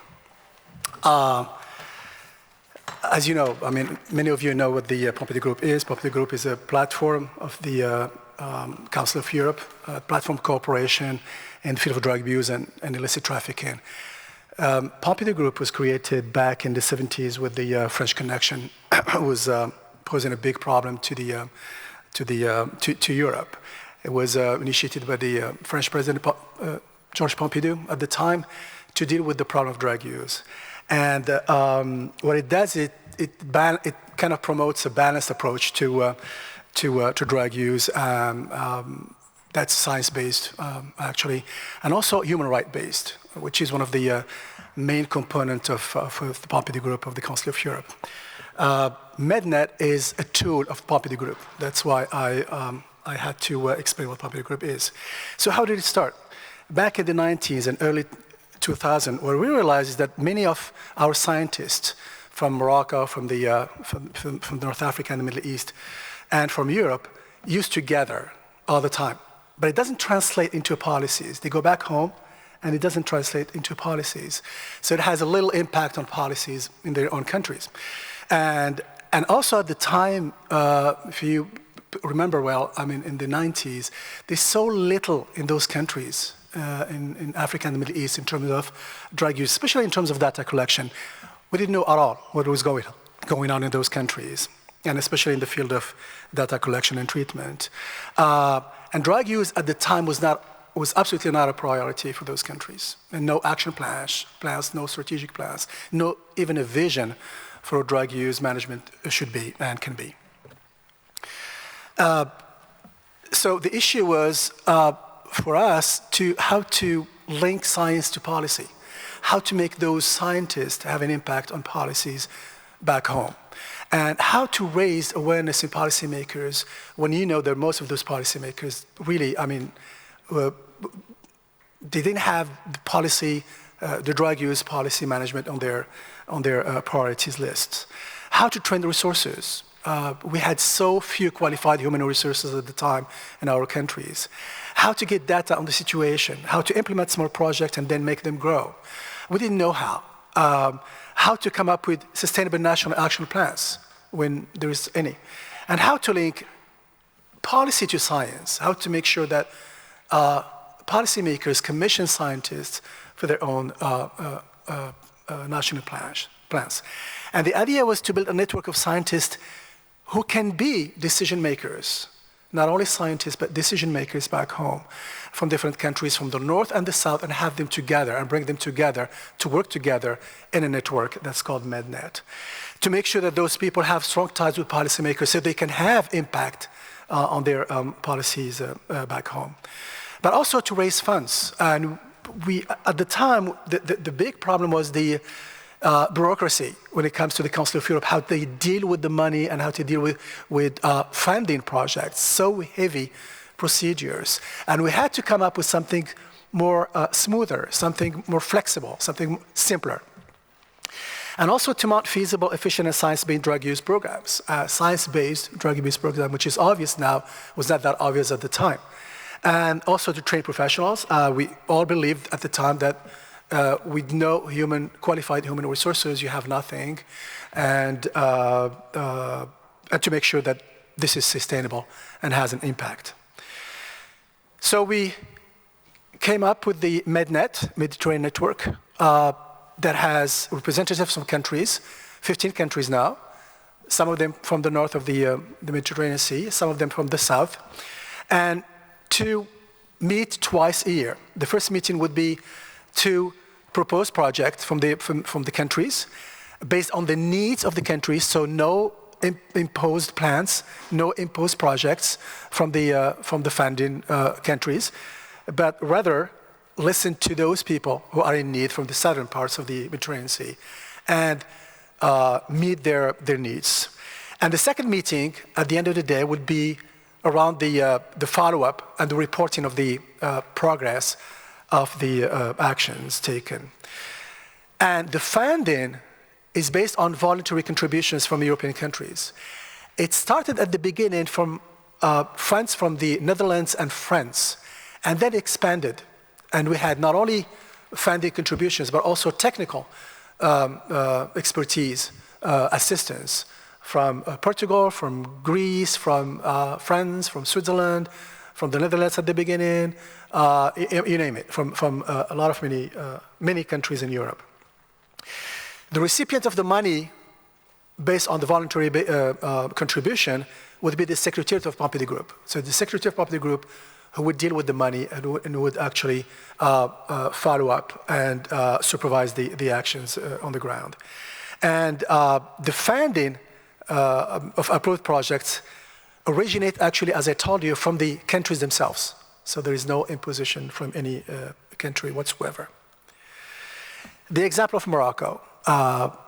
Back in the early 2000s, the needs were, huge, or tremendous, in terms of data collection, training capacity building, treatment programs, harm reduction, you name it. So we had to accelerate the national action plans. The first national action plan dates back only to 2003. So it's really rather new. And since then, we had 4 of them. Every 3-4 years, we have a new national action plan. The historical background, the cooperation with Morocco started back in Cyprus in 1999 with the idea that we shared with 2 or 3 members from the Pompidou Group. And then it started to find its path with the meetings and informal meetings, informal visits. A delegation from the Pompidou Group came to Morocco to study the feasibility of mounting a network. It was in the early 2000s. We had meetings with the minister, and then it sounded like it was something possible. It was something that worth a try. And then the MedNet was created with the voluntary contribution first at the beginning, as I told you, of the Netherlands and France. So the beginning, we thought that one of the best things to do is to bring people together around a research project. And at the beginning, we thought that the best thing to sustain a project is to have people involved in one project from the north and the south. So we came up with the MedSPAD idea. MedSPAD is the Moroccan version of ESPAD. And actually, after that, it became the Mediterranean version of ESPAD.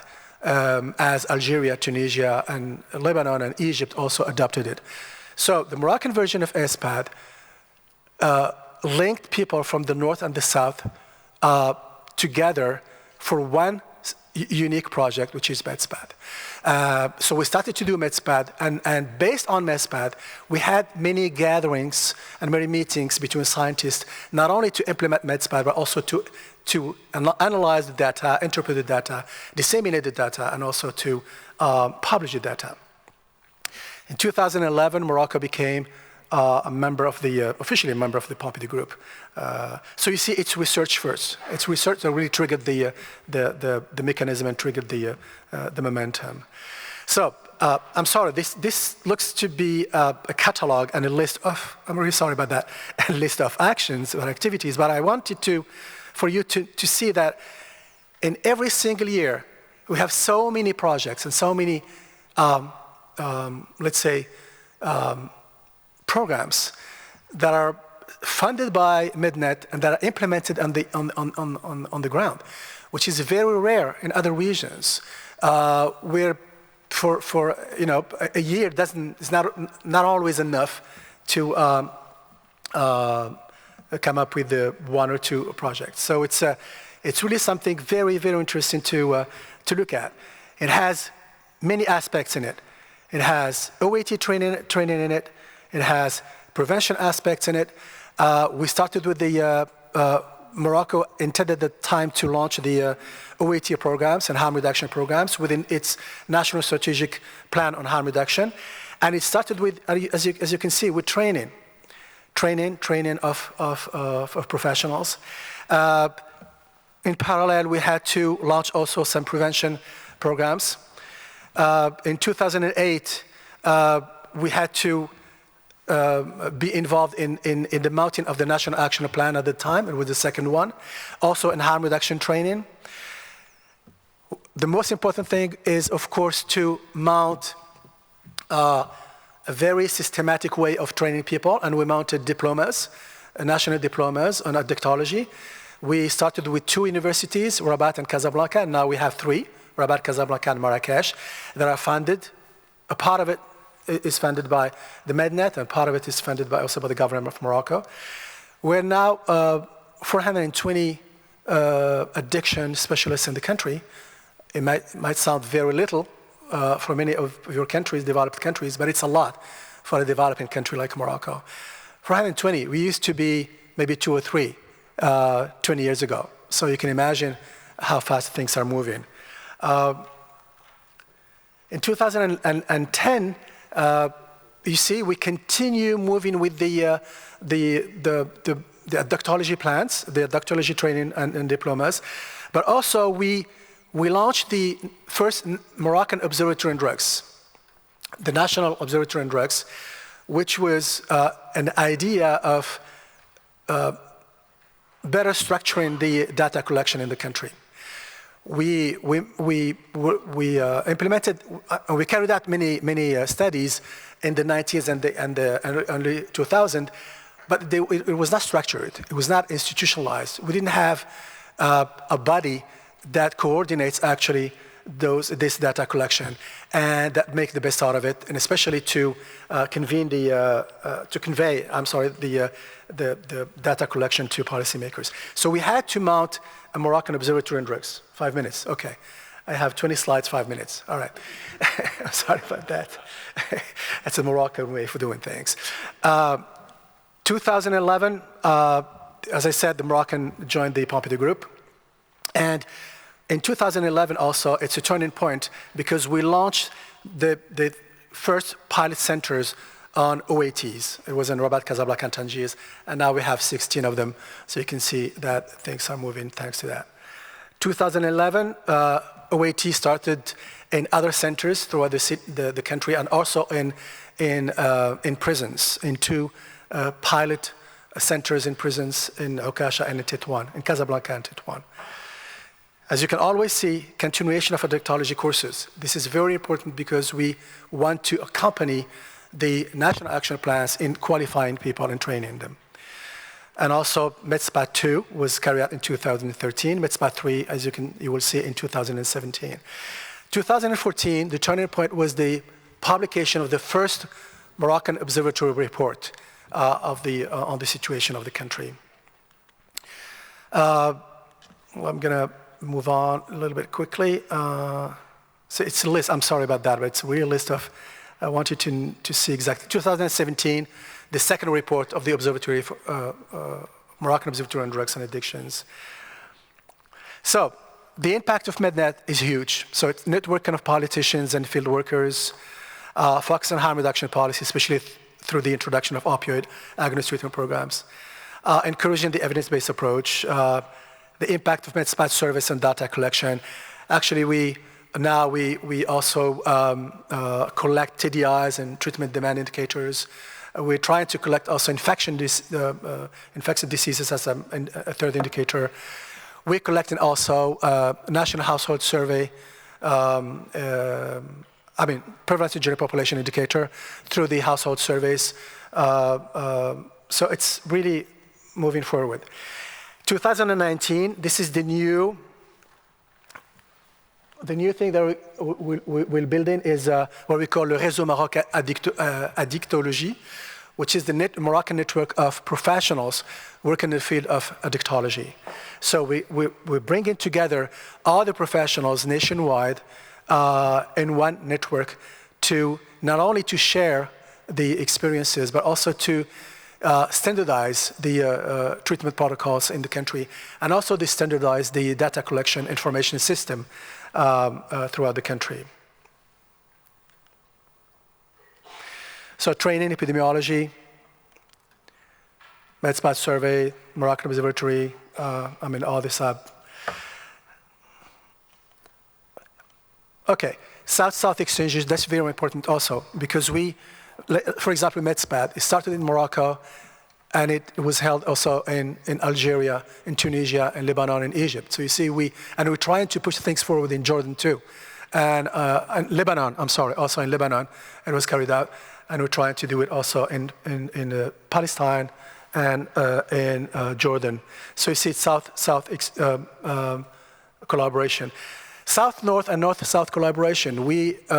I myself teach at the university diplomas in Limoges and Athens, and so we have this South-North cooperation, but also North-South cooperation.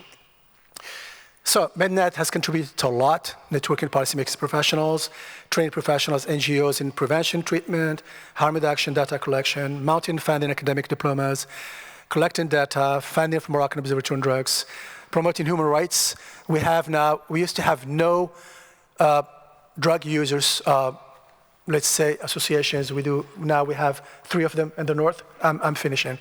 And we accompany a national action plan. So it's this should be inspiring for many institutions internationally, because it's flexible, it's smooth, quick, efficient, country need oriented way. So little money and huge impact. Thank you very much. Thank you, Professor Toufiq. Unfortunately, we won't be able to take any questions, but could you take a question? If there is maybe I'll take one question if there is a burning question for Professor Toufiq, because unfortunately he has to leave. No? Right. Thank you. Thank you very much. Our next speaker is Dr. Phaedon Kaloterakis. It's a pleasure to introduce him. We have known of each other's existence for over 20 years, but finally we met last year. So to talk about therapeutic communities, yes. Dr. Phaedon, thank you. Good morning, good morning. Well, I have to say this, Samil. You are one of my academic gurus. Many years ago, doing my PhD on relapse prevention in England, I used the book that you wrote on the same subject, and I might say it's probably the best there is. So we finally met, and it's an honor for me to be introduced by you here. Still won't get extra time for this, yeah. I'm trying my best. Anyways, no brownie points here, okay. Yesterday, one of the speakers mentioned the 3 principles, the 3 Aristotelian principles of public speaking. And being Greek, I'm going to follow these 3 principles. Tell them what you're about to tell them. Tell them what you told them. So that's what I'm going to do. it's been a long, long time since Lou Reed was waiting for the man coming around the corner to get his fix. Now, everything can be provided through the internet. We have paraphernalia sold like smoking crystal, pipes for smoking crystal meth made in the USA, completely lead and additive free, unlike the crap you get from the Chinese. Electrical box resealers to put your marijuana in, even synthetic clean urine for drug testing. And you can also find, you can also buy online fentanyl, 10 grams of fentanyl, and you can create thousands of fixes just by doing this. So it's a very different picture. And the therapeutic model, which is a treatment model, an evidence-based treatment model, is 60 years old. The question is it still relevant? And my point is that my suggestion is that yes, it is probably more relevant today than ever before. And this is because it operates within the biopsychosocial framework. The community itself does the healing. The community itself, the group itself, facilitates the recovery process. And it has to do also with the origins. So if you can see in the middle column, we have the biological aspect. Out of a medical establishment in the 40s, right after World War II, we have the first therapeutic communities. Maxwell Jones wrote a lot about it in England for soldiers who have been traumatized.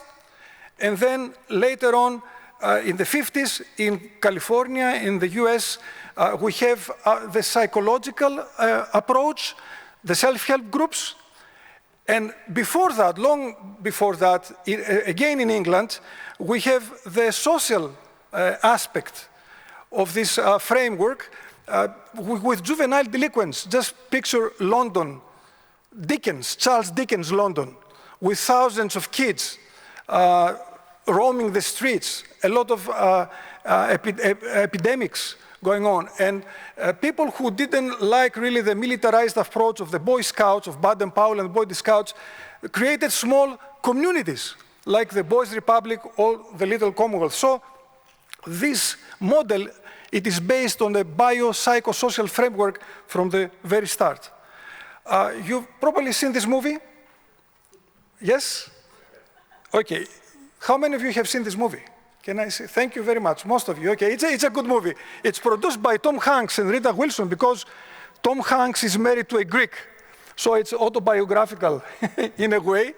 And there is this character, played by Constantine, the actor, who thinks that all words in English come from the Greek. It is true. I mean, some of them come from Latin, but okay, most of them, Gilberto, sorry, but most of them come from, from Greek. And I'm going to use 3 Greek words, olon, synthesis, and therapia. Because this is Greek to you, yes? By the way, in case you're wondering, we say it is Chinese to me, okay? But this is Greek to you, so it's whole, synthesis, and therapy. And I'm trying to make a point that therapeutic communities are relevant today because they're very effective. And they are very effective because their approach is holistic. It synthesizes different aspects of treatment, and also it has results. It produces results. It affects people's lives. It helps people being healed. That's the therapy part. And I'm going to use my organization just to illustrate the point. I work for KETHEA. KETHEA is probably the largest organization of its kind in Europe. I mean, solid organization, not a federation of institutions. It was established in '83. Now we have 120 units nationwide. And first of all, our approach is holistic. So we do prevention. We have a very, really a very good and efficient research department, an educational department in collaboration with the University of California in San Diego, among other universities. We work with prisons. We do harm reduction. We do family work. Last year, we served around 14 1,000 people. 1/3 of these people were family members, significant others. And 22,000 people received prevention services from us. We deal with all kinds of addiction, alcohol addiction, gambling, internet, and we also work with the prison programs, and we provide also to our people skills so that they can go back to society and find work. And we do this also in a synthesized manner. The approach is synthesized by different various therapeutic approaches.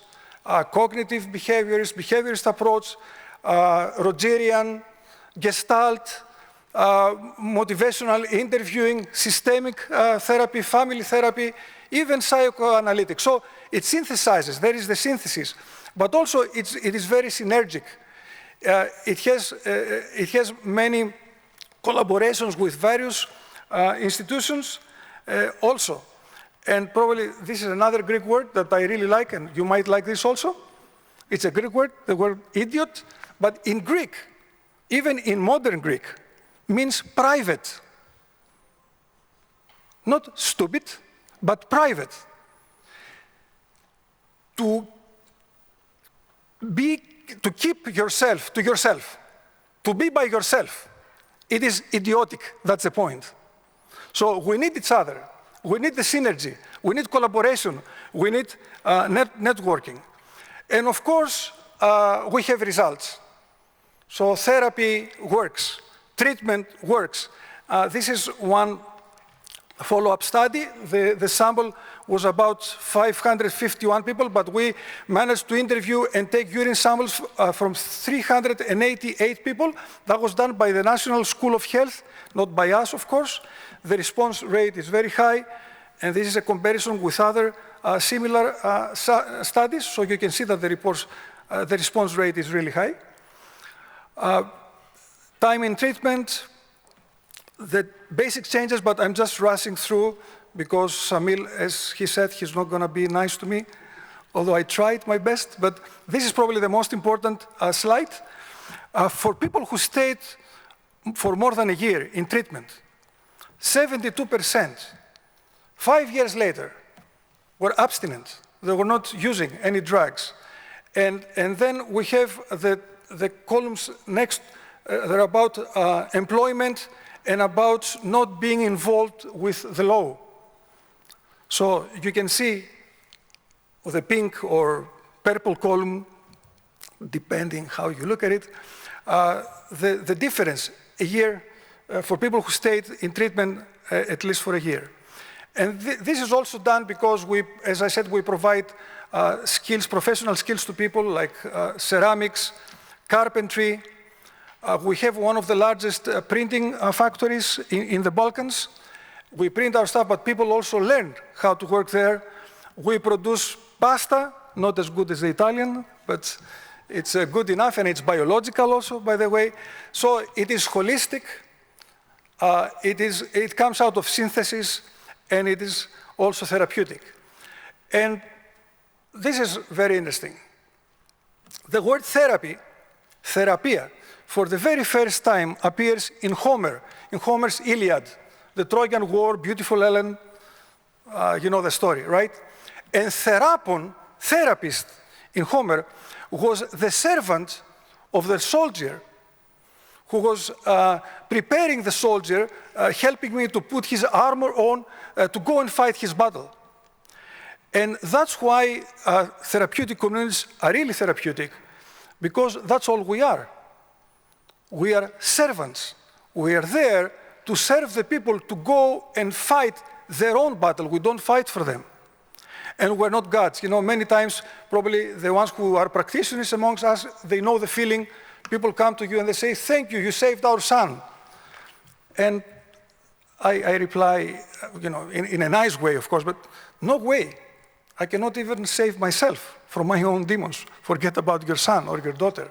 Okay, we're just serving these people who trust us with their lives. And finishing, I would like to talk about this. There is a way, I think, a revival about the therapeutic community model the last 5 years or so. So this is a new book coming out before Christmas about the opioid epidemic and the therapeutic community model. And also in September, we're going to have a conference in Thessaloniki. You are all invited.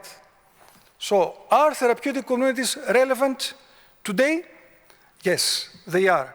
Why? Because they're effective. And why they're effective? Because they have a holistic approach. They have an approach that brings different things and different people and different organizations and networks together. And also because they do treatment and therapy in a way of providing services to people who entrust the therapies with their lives. Thank you very much.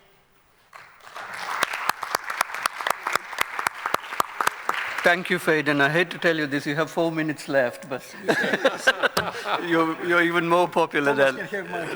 Thank you. But we will go on to the next speaker and have questions in the end, at the end. Our next speaker is Dr. Thomas Legel, thank you, who is the assistant, who's the director.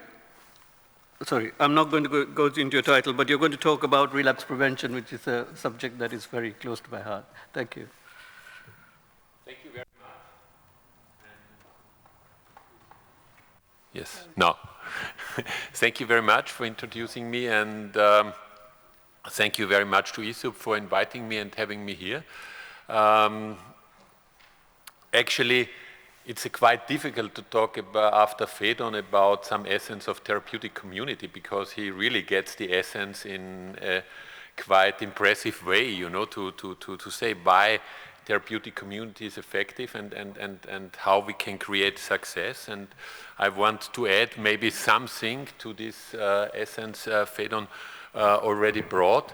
What we see, what Phaedon said, this revival of therapeutic community, which maybe we really can experience for the last 5 years, is something I think very positive. I myself, I have a history of 40 years working in this field, and there are a lot of changes in these years, but what we always experienced, we stayed on this way, the holistic approach, and we always proved that what we are doing is very successful, also in different political terms connected to addiction. And what we also see today is maybe in Europe, yes, that there is an avalanche of psychic diseases. Depression has become #1 reason for sick leave. And this is in many economically wealthy countries, that's the same. And certainly we always have a strong connection to addiction in this way. Depressive people like to drink more alcohol, they use cocaine. So this is all connected, I think, in a wider field of mental health, where addiction has a very special place. So maybe the basic, what is the philosophy in the professional TC treatment, which maybe is very different to the other health system. Because it's one essence is the patient takes the full responsibility for his development with the assistance of the therapist, who is the servant. So we are the servant, but we give the responsibility, we leave the responsibility to the client, which is very important. And then the understanding that it's not only the abstinence from drug addictive behavior is not enough, but we feature on this personal development with help of this comprehensive holistic treatment structure. So it's also a preventive aspect. It's more than just directing to the symptom. What is the European drug strategy? And I'm part also from a European network I'm chairman of, in the Civil Society Forum on Drugs, counseling body to the European Commission. And we are very happy that some of our ideas are brought there, the ideas also for the importance of treatment. So the drug strategy is develop and expand the diversity, availability, coverage, accessibility of comprehensive and integrated treatment service, including these which address polydrug use. So it's not only the illegal drug use, it's very important to see the connection with the legal drug use, which is changing anyway politically very much. And we from the treatment side always have to see the impact it will have on treatment, and so that we are ready to provide the right answers.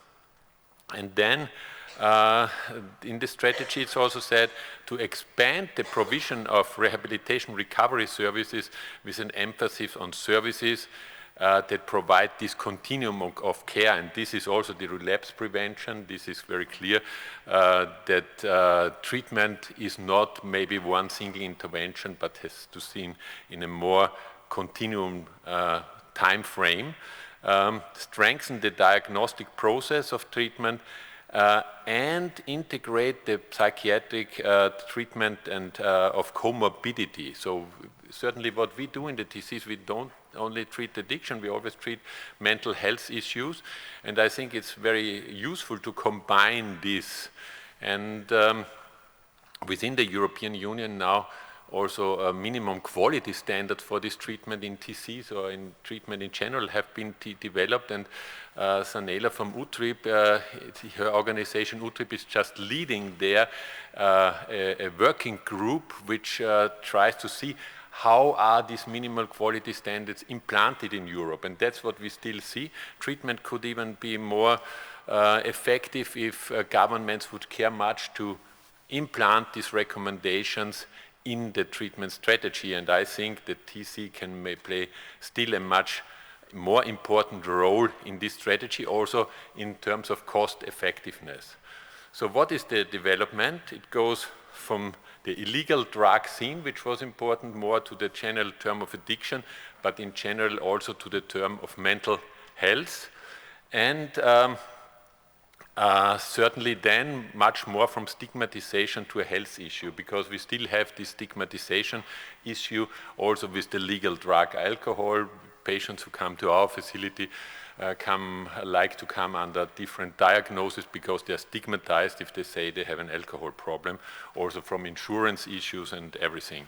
And then we have to see also relapse not as a failure. We don't like relapse. We are happy if we don't have relapse, but it's not realistic. It's a possible part of the problem, and this is in all other health issues. There are relapses, you know, and it's always in the addiction fields we are always very strict with relapses, but we have to be aware that this is a normal fact, and we have to meet the challenge. So what would make a good TC, a good therapeutic communities? It should have the answers for the special target groups. It should have client participation in the development of guidelines and planning of the strategies, because then we create a much stronger motivation. It should have flexible programs. This changed a lot in the TC treatment movement over the years. Before it was quite rigid often. Then provide aftercare and relapse intervention on a long-term perspective. We have to give the patient this long-term perspective immediately when he comes and explain how this can work positively. And this is especially what I do also in the treatment center I direct, include physical activities and nature experience on a regular level. We have very good results with this. And in this project, it's also enlarged, the setting is enlarged to the nature surroundings, so the professional therapists are not only in rooms, but we go out to the woods, to the mountains with the patients. And if you see this nice wood surrounding there is now a lot of research about the benefits of wood, and very effective answers, like in Japan, Korea, medical doctors now prescribe the so-called wood bathing to patients, which is paid, because the effect, I could talk an hour about this, is very good. So, but as you see, when it's so hot, it's certainly a pleasure to be in these nice surroundings, and we do this with the patients, and it makes treatment attractive, which is very important. So the reality is we have a lot of new psychoactive substances always. We have the changing legal aspects. We have different populations and consumption patterns. We have high comorbidity, and So what we see is that we have to be much more flexible, and we need really very individual planning and maybe in different interventions. So we have to stick to the needs of the patients. Again, the nature, and you see in our society, and we have addiction, we always have now the addiction to the new media, you know, the strong addiction is coming through internet and mobile phones, and this is the mountain just near here, Vienna, the beginning of the Alps in winter, and you can imagine that this is a very good part of the therapy, walking with snowshoes there for 2 hours, and then you start thinking about what is the essential. So, for the challenges, if we think about adapting treatment to patients' needs, we have to be aware that these needs often emerge during therapy. So we have to match these needs as they emerge, so we have to be very flexible also during the program. And we have to see that maybe it needs different intervention at different times. We have to be prepared for this, and we don't have to be prepared for this when crisis is there, maybe in 2-3 months, but we have to be prepared immediately. I think a lot of successful treatment fails because patients in need after successful treatment in a crisis don't get a residential place. They have to wait sometimes for months, and then certainly the failure is here. And then making treatment attractive. In this integration also of nature, we see that people stay in the programs. We have a very low retention rate in this, and I think that's very important to give another idea about life, about lifestyle. So, what we offer also is the semi-residential aftercare. A lot of advantages. People stay in a residential phase. The gap to go out in the ambulant phase is often very severe. Even sometimes if people have aftercare houses, halfway houses, I think that there is a big advantage to stay in the initial therapeutic group, to go out, go into work situation, come back for 2-3 days, and we have very good results with this. We even have work providers who who know that their staff is in treatment, and they welcome this very much. They reduce the hours. They even put this sometimes in working contracts and say come back stepwise, and we want you. We want to have you integrated safe, so you will be valuable for us. So in this semi-residential structure, we can easily adapt to the personal needs. We can easily change the time frame as it's needed. Adaptation of the evaluation to the development, and so we have in the same therapeutic structure very different phases of the development which we guide to the need. And then certainly this is also very positive and encouraging process for the group, because they see people coming out and coming back and staying successful, and even if there's crisis, they see they learn how to manage crisis. Maybe the essential thing is to come back if there's crisis immediately. So this is also important for the prevention and treatment of relapse. Certainly we have to create an awareness for early warning signals so that patients see the danger of relapse before it occurs and understand that they have to increase treatment. This is very important, and I think the specialist sits here, but this is essential, I think, if we want to have a long-term development guided positively. And then we need immediate residential intervention in case of relapse. And sometimes I would say people who are maybe abstinent with drugs, alcohol for 1.5–2 years, and they relapse, and it's very dangerous that they relapse totally. If you just take them 10 days into residential security, they go back on track and everything is okay, if you have the right intervention. So we have to see this also as a part of the long-term treatment strategy, and we have to be aware that people can relapse also after a long time of abstinence, and we have to be ready for them and understand this as process rather than as failure also for the patients. I'm always very happy patients who relapse and come immediately and say, I learned that I have to do something. So here you see other nature, mountain bikers who drove up the mountain, and this is the largest pasture in Lower Austria. People don't know that Lower Austria is also part of the Alps already. This is just here near Vienna. It's called Viennese Alps. What is the outlook? We have to focus on the individual situation, individual therapy programs within the framework for the patients. We have to we need a good framework, but within, I think we should be very flexible. And we have to be aware of the advantages of heterogenic group. They lead to the relativation of one's own problem, and they build a more flexible horizon. So I'm very happy in our facility we have drug addicts, but we have also people with anxiety disorders, with depression, with fear, panic. And this is a very good combination because their own problem, also the addiction problem, becomes for the patient then less important. And also especially the maybe antisocial addicted group changes the behavior more easily. The other aspect here, in between the mountains, the water, we like to go on this nice river between the first mountain, is called Schwarzer, with the boat, with kayaking. Patients like this most. If we evaluate, this is the best action they like.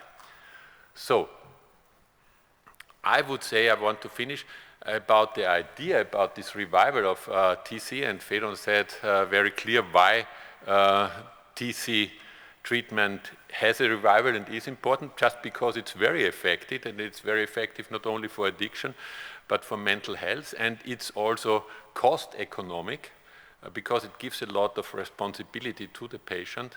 So the idea would be about an extended TC, including addiction in the wider spectrum of psychosomatic diseases, which is also a good aspect against stigmatization. And I believe that this enlarged therapeutic environment has better options, better outcome. Thank you.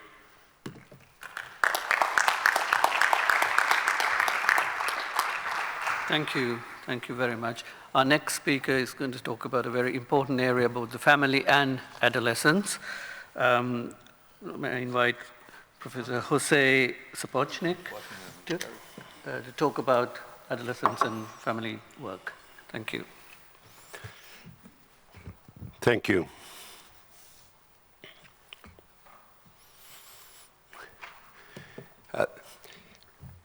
I'm delighted to have an opportunity today to talk about the UNODC family therapy program that is under development and currently in the pilot stage. I'd like to acknowledge Anja Bossi, who's directed this entire initiative, as well with the help of Wataru Kashino and other members of her staff, and also consultants from all over the world. Let me see if I know. So I am going to talk about an approach that is different. I've been sitting here since Monday morning, that is different from everything we've heard about. So I want you to suspend your way of thinking and be ready to look at treatment as a very different experience. So I am going to cover first our understanding of how children and adolescents develop and develop certain kinds of behaviors that are problematic to society, like drug dependence, like delinquency, like violence, like extremism, crime. I'm also going to talk about the scientific evidence for family therapy in working with these kinds of adolescents. And then I'm going to give you a glimpse into when I am sitting with a family, doing family therapy, what does that actually look like? Because I think most people really, in our field, don't have an understanding of what contemporary family therapy may look like. How do you do it? So, about development, there is a very large body of research, hundreds of epidemiologic studies that show that risk and protective factors for drug use, crime, violence, depression, alienation, extremism are all linked to family problems, family distress.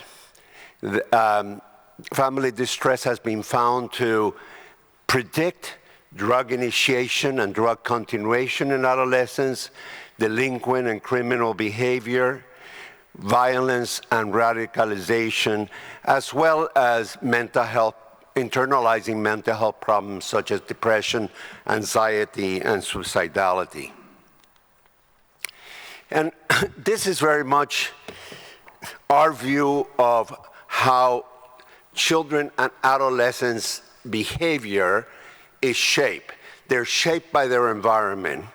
They're shaped by, if you see right above the head of the adolescent, is the family, and the family is the major subsystem, the major system that has an impact, has the most contact with a child and adolescent, and the most power to influence the family. But there are many other aspects of society and their context that also influence adolescents. Their friends, their school, what's going on in their neighborhood, the larger context of parents who don't have jobs, who are stressed, who are living in a neighborhood with crime and bullets flying around all the time, and then the larger social issues, socioeconomic conditions, physical conditions, culture, the culture of the parents, the culture of the youth, because culture is not something monolithic, but rather I think of cultural streams that affect different family members differently at different moments. And of course, issues of social justice. So all of this affects the family, and the family in turn impacts the youth development. Now, there is a consensus report that was just released by the United States National Academy of Sciences on child development that looks at the interplay between heredity and environment. And so it concludes that all the research on gene-environment interactions and on epigenetics, epigenetics is the way that environment gets coded to affect how genes express themselves in behavior. So that the epigenetics of a child dramatically depends on the environmental influences. And those environmental influences get coded in a way that predict, that determine the child's behavior. And that no environmental influence is more powerful than the environmental influence of the family.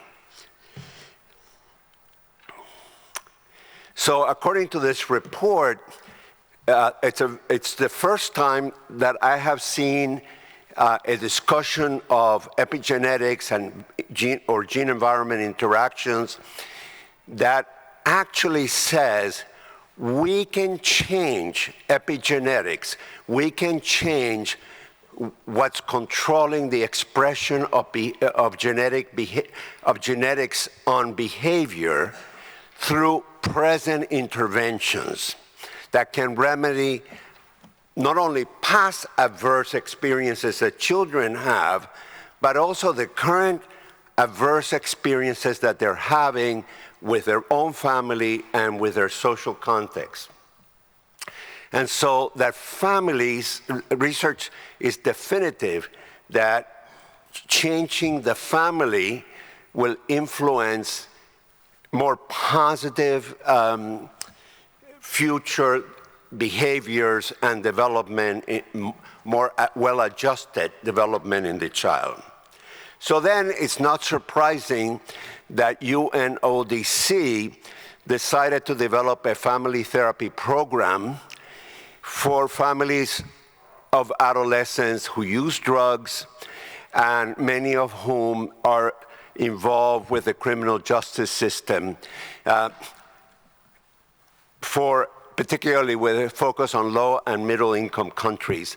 So we heard yesterday a presentation on comorbidity. In our work with adolescents, we never find an adolescent who uses drugs and shows up for treatment, and that's their only problem. If they only use drugs and nothing else happens, most likely they don't come to treatment. They come to treatment because they're fighting at home, because they're doing poorly in school, because they're getting in trouble with the law, because they're hanging out with adults who are involved in criminal activity. So kids, all our kids have comorbidities. They're not all psychiatric. Some of them are social, like delinquent behavior. But all adolescents who come to treatment and have a drug use disorder are going to have a range of behaviors because the same family and social conditions that create the symptoms of drug use in the child also creates a whole range of other symptoms, psychiatric as well as social. So now a little bit about the evidence in family therapy. I wanted to start with this slide because the first thing that people not in the family therapy field will say is, well, we can't bring the adolescents into treatment, we can't bring them with their family, they don't want to be with their family, and we can't bring the whole family in. And so that's the reason that we've done studies to show that we can really have dramatic engagement of the whole family and the adolescent in family therapy.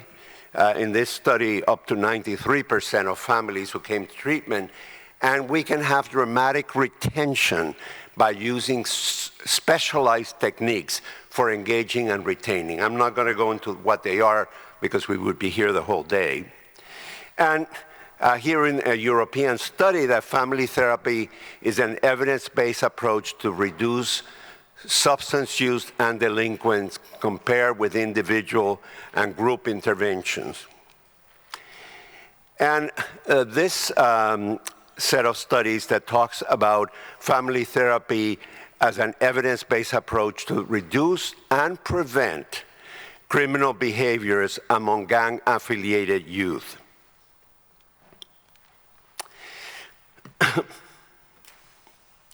So now let's talk a little bit. I'm getting ahead of myself. So I, together with two colleagues, Dr. Horihan and Anderson, did a paper published a paper a couple of years ago, and we looked at the 4 major evidence-based family therapy approaches, and we found that there are more than 60 randomized clinical trials looking at the impact, the evidence, the efficacy, the effectiveness of these approaches. And so a very quick summary, there are many findings of how family therapy impacts the child, the family, friends, school, communities, but I just wanted to show you a few findings. In the teen, reductions in drug use, reductions in delinquent behavior, prevention of criminal behavior when the child reaches young adulthood, improvements in mental health functioning, ranging from internalizing symptoms like depression, anxiety, and suicidality to oppositional behavioral disorder, which is very common in many of these youngsters. And prevention, and this is what society gets interested in, out-of-home placements, not having to place the children in foster home, in residential treatment, or in detention, that they're able to stay within the family and be treated at home. In the families, there improve family functioning, family cohesion, family communication, the family skills. Competence, I mean the skills of the family to manage itself as an effective organization. And of course, I mentioned already, improved engagement and retention over all other modalities.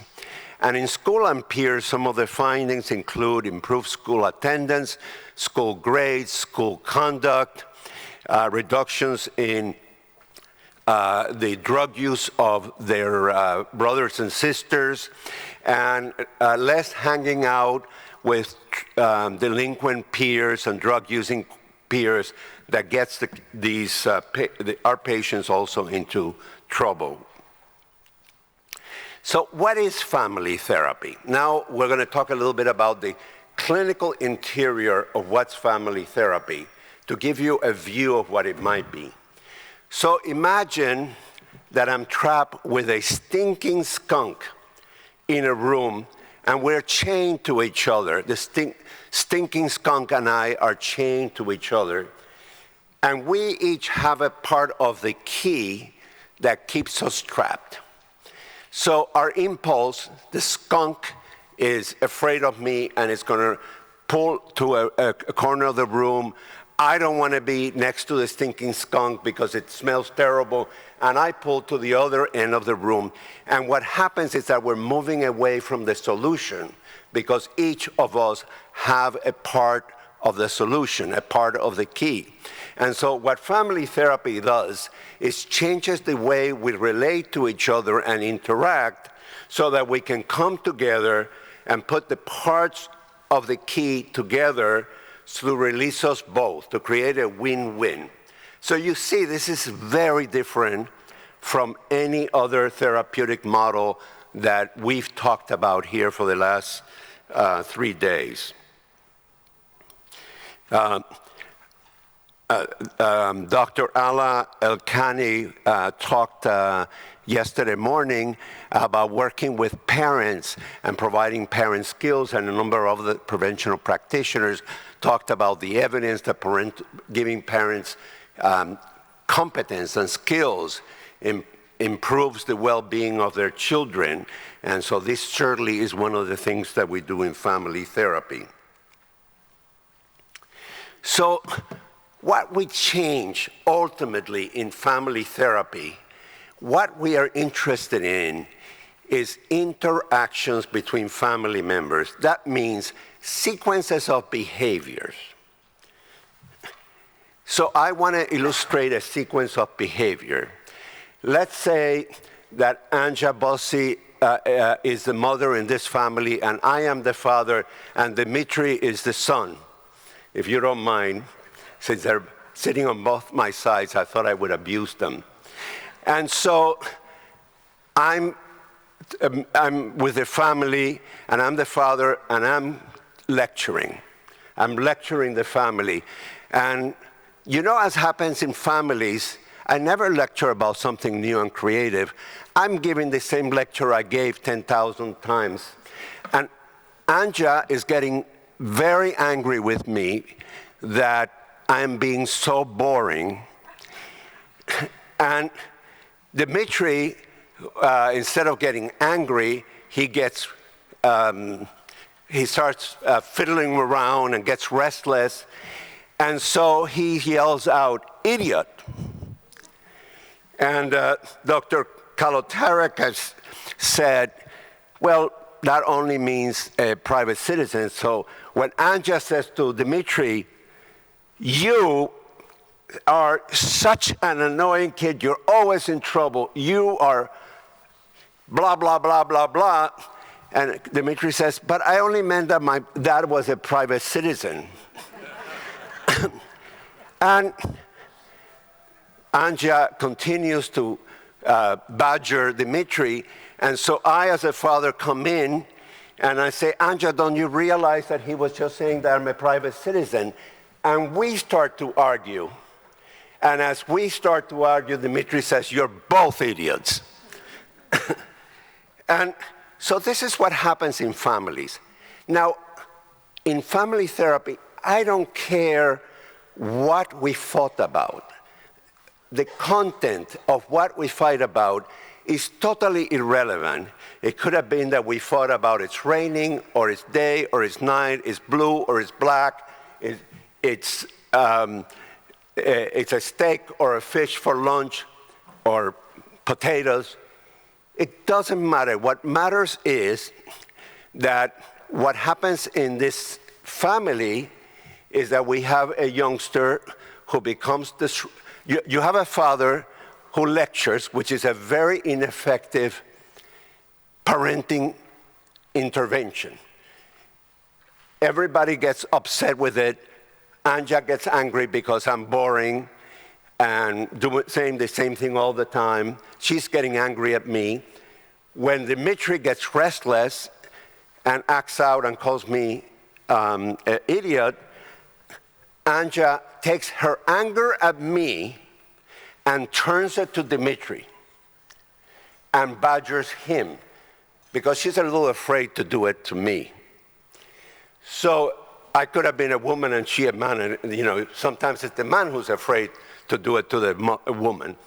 And so what we have here is a power imbalance. The father is more powerful than mother in this case. That mother doesn't dare to talk directly to father. That's the interactions that I'm interested in, not the content. That So can we wrap up slowly? I'm sorry? Can we wrap up? You used your time. Anja has presented some time to you, but you need to keep the time. So anyway,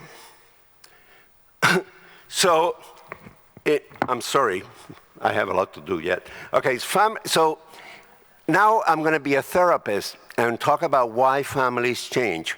Well, families change not because we coerce people to behave differently, but because we elicit the love that is in the family, the strong connection that keeps families together fighting, and we transform the interactions from conflictive to collaborative, from anger to love, and from negative to positive.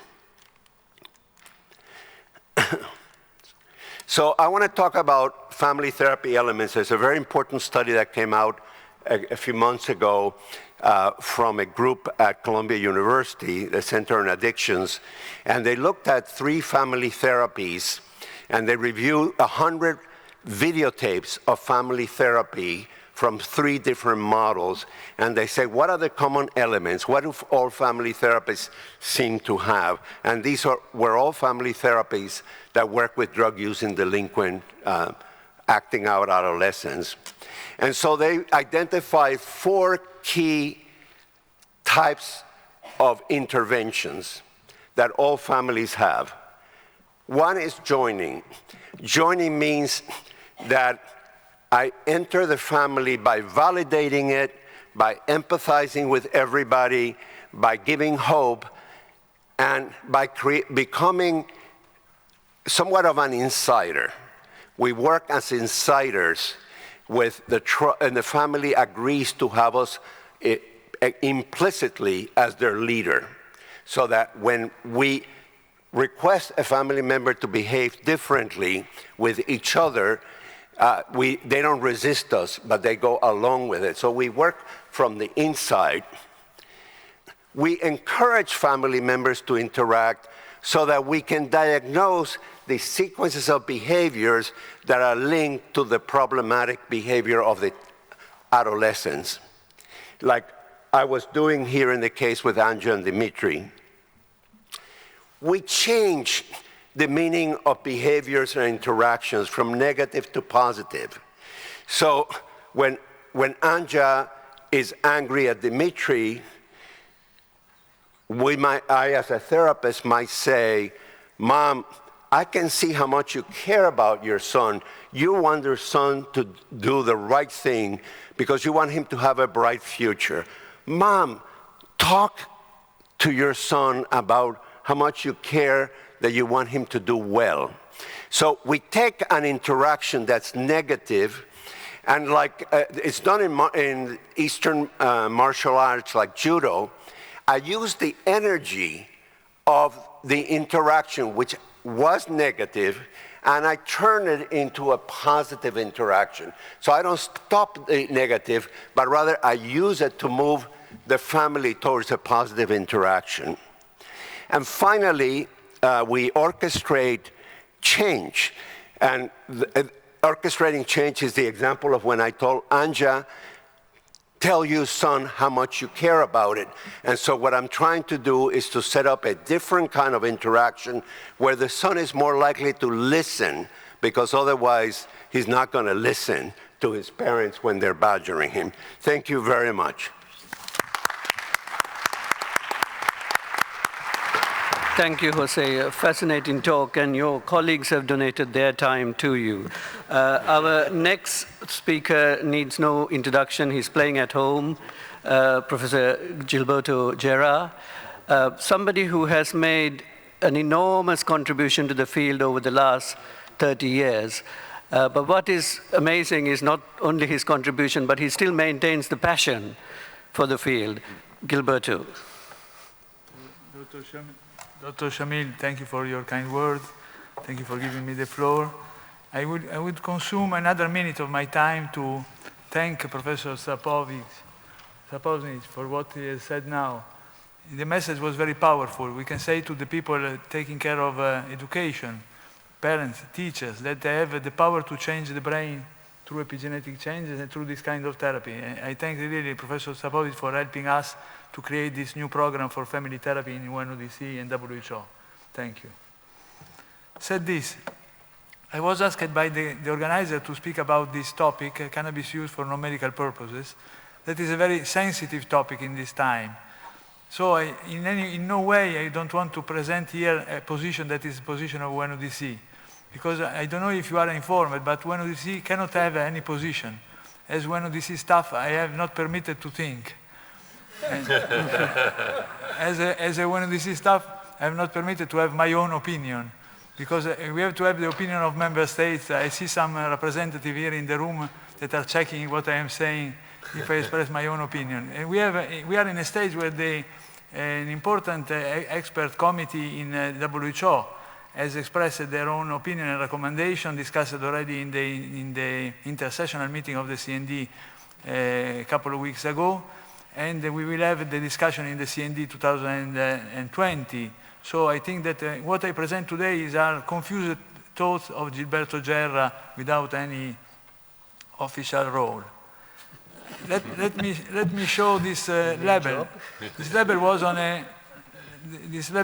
a medication that is cannabis americana, and this was produced by Eli Lilly International in 1913. So more than 100 years ago, as a powerful analgesic, hypnotic, antispasmodic, and powerful narcotic. So it means that the medical use of cannabis was already existing in this more than 1 century ago.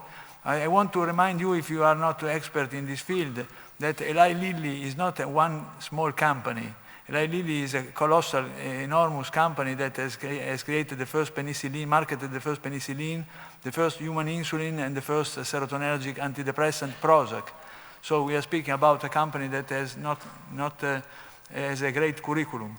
And we should really understand why, at a certain point, for more than 1 century, there was a stop in the research and the application of science to this issue of cannabis use for medical purposes. And when, a couple of years ago, I organized in the CND a side event on medical marijuana, I said this plant is a gift of God, because it's containing 85 or more cannabinoids, or substances that could be useful in therapy in many areas of medicine. And clearly, we are not referring to smoking marijuana, we are referring to extract this enormous resources to submit to the normal trials methods that are necessary for accreditation and registration of a new medication for new medical use. There was a lot of pressure from the media, from the public opinion, such as, cannabis cures cancer, or a lot of anecdotal information pushing in a certain direction or in another direction, autism treated with smoking marijuana. And I asked once a colleague who authorized him to use marijuana for autism. He said it was a court. If the judge and the court start to be in charge for defining the medicine registration, this is really a problematic situation. Also, you see the veterans petition asked for marijuana use, medical use to treat post-traumatic stress disorder. But let me go back to my favorite field, that is neurobiology. And I want to remember that when you say cannabis receptors, where is binding, cannabis is binding on the neurons, on the brain cells. We should not say cannabis receptors, because these receptors are not the receptors of cannabis, are the receptors of the endogenous cannabinoid produced by our brain, mainly anandamide. They are derivatives of our acid arachidonic. Anandamide, you see, it was discovered as an amide, and the people who discovered it, they called Ananda, because Ananda in Sanskrit is the goddess of happiness and euphoria. So they said anandamide is the neurotransmitter in the brain, neuromodulator in the brain that is providing euphoria and relax and happiness. So the receptors are the receptors of anandamide, not the receptor of cannabis in a certain sense. This is the impressive distribution of receptors of cannabis and receptor of anandamide through the brain. You see the classic reward motivational system is really full of these receptors, but also many other areas related to sensation, movement, coordination, vision are rich of these receptors. Means that anandamide and consequently cannabis, when you smoke cannabis, are going to move, to change things in the brain, very complex and very coordinated. This is another list of anatomic regions involved that I Skype. The impressive role of this system, the anandamide system, is to have a retrograde signaling effect. Means that the neuron that is the postsynaptic neuron receiving the information from the presynaptic neurons is secreting, is releasing endogenous cannabinoids, and these endogenous cannabinoids are going to modulate the presynaptic neuron, in this case a glutamatergic neuron with calcium permeability control. And the same for the GABAergic neuron, in this case a permeability to chloride ions, but is again a retrograde signaling. What does it mean, this? That means that the cannabinoid system has a role of modulation of something that should be yes, no, or 1, 2, and is modulated to become a continuum because of this role of the cannabinoid system. Imagine going to, in a certain sense, to undermine or to provoke a derangement in this system, which kind of consequences you can have. We have also very good news from the use of this medication for good trials and science and obtaining results, such as what happened to cannabidiol, that has no psychoactive effect, can be used in the treatment of anxiety. This was one of the first work on anxiety and cannabidiol. Today, for example, the WHO is indicated that cannabidiol could be completely taken away from the drugs under control because of its no psychoactive effect and good effect on treatment of anxiety and other conditions. But look to when you think to use cannabis altogether, we should realize that for many products of this long list of cannabinoids in the plant have also contradictory effect, opposite effect. For example, you have cannabinol increasing appetite and cannabidiol reducing appetite and food intake. Which of them you give to an anorexia nervosa or to a bulimia, or to a lady affected by bulimic eating disorder? If you give cannabis altogether, you give a medication increasing appetite and a medication decreasing appetite with no result at the end of the story. If you extract this medication from the plant, you can use it in medical practice in a really probably more effective way. And to increase the level of complexity and impressive, mysterious condition of this medication, of these substances, you can see that there is a sort of a group defining a clinical endocannabinoid deficiency, such as we have had the deficiency of reward and the deficit of dopamine. Someone is thinking that could be there is a population for genetic reason with a deficit in endogenous cannabinoid system, with that could play a role in migraine, fibromyalgia, irritable bowel disorder, but also in probably in behavioral disorders that are creating the vulnerability for substance use disorders. And when they ask me, is it cannabis dangerous for adolescents? My response is, look to this. If you have in your catechol-orthomethyltransferase gene, that is the catabolism of adrenaline in your body, if you have a single nucleotide polymorphism on the position 158, you have, in this case, a valine, you have psychotic symptoms immediately after using marijuana. If you have a methionine instead of a valine in the same position, you don't have at all the psychotic symptoms when you use marijuana. This is determined by a single nucleotide polymorphism. And also this is represented in this graph when you see that valine homozygote is really at risk for psychotic disorder, and methionine is in a certain sense protective from psychotic disorder induced by cannabis. We cannot generalize, but also from the environment point of view, you see that no sexual trauma in your clinical history, you have no psychotic symptoms. If you have had a sexual trauma in your clinical history, it is easy that you have psychotic symptoms smoking marijuana. So both the genes and the environment are contributing to the dangerousness of this drug. And Professor Hall was also a member of INCB, and he was a consultant for the WHO, has collected all the evidence about what is associated with the use of marijuana, such as risk of accident, dependence, poor social outcomes, mental health and problems in the adult. But always we have to underline the fact that you see that I use always the word it is associated to marijuana. I don't say it's caused by marijuana, because in reality we should be very careful to judge the effect respect to what could be simply an association related to common risk vulnerability condition existing before smoking marijuana.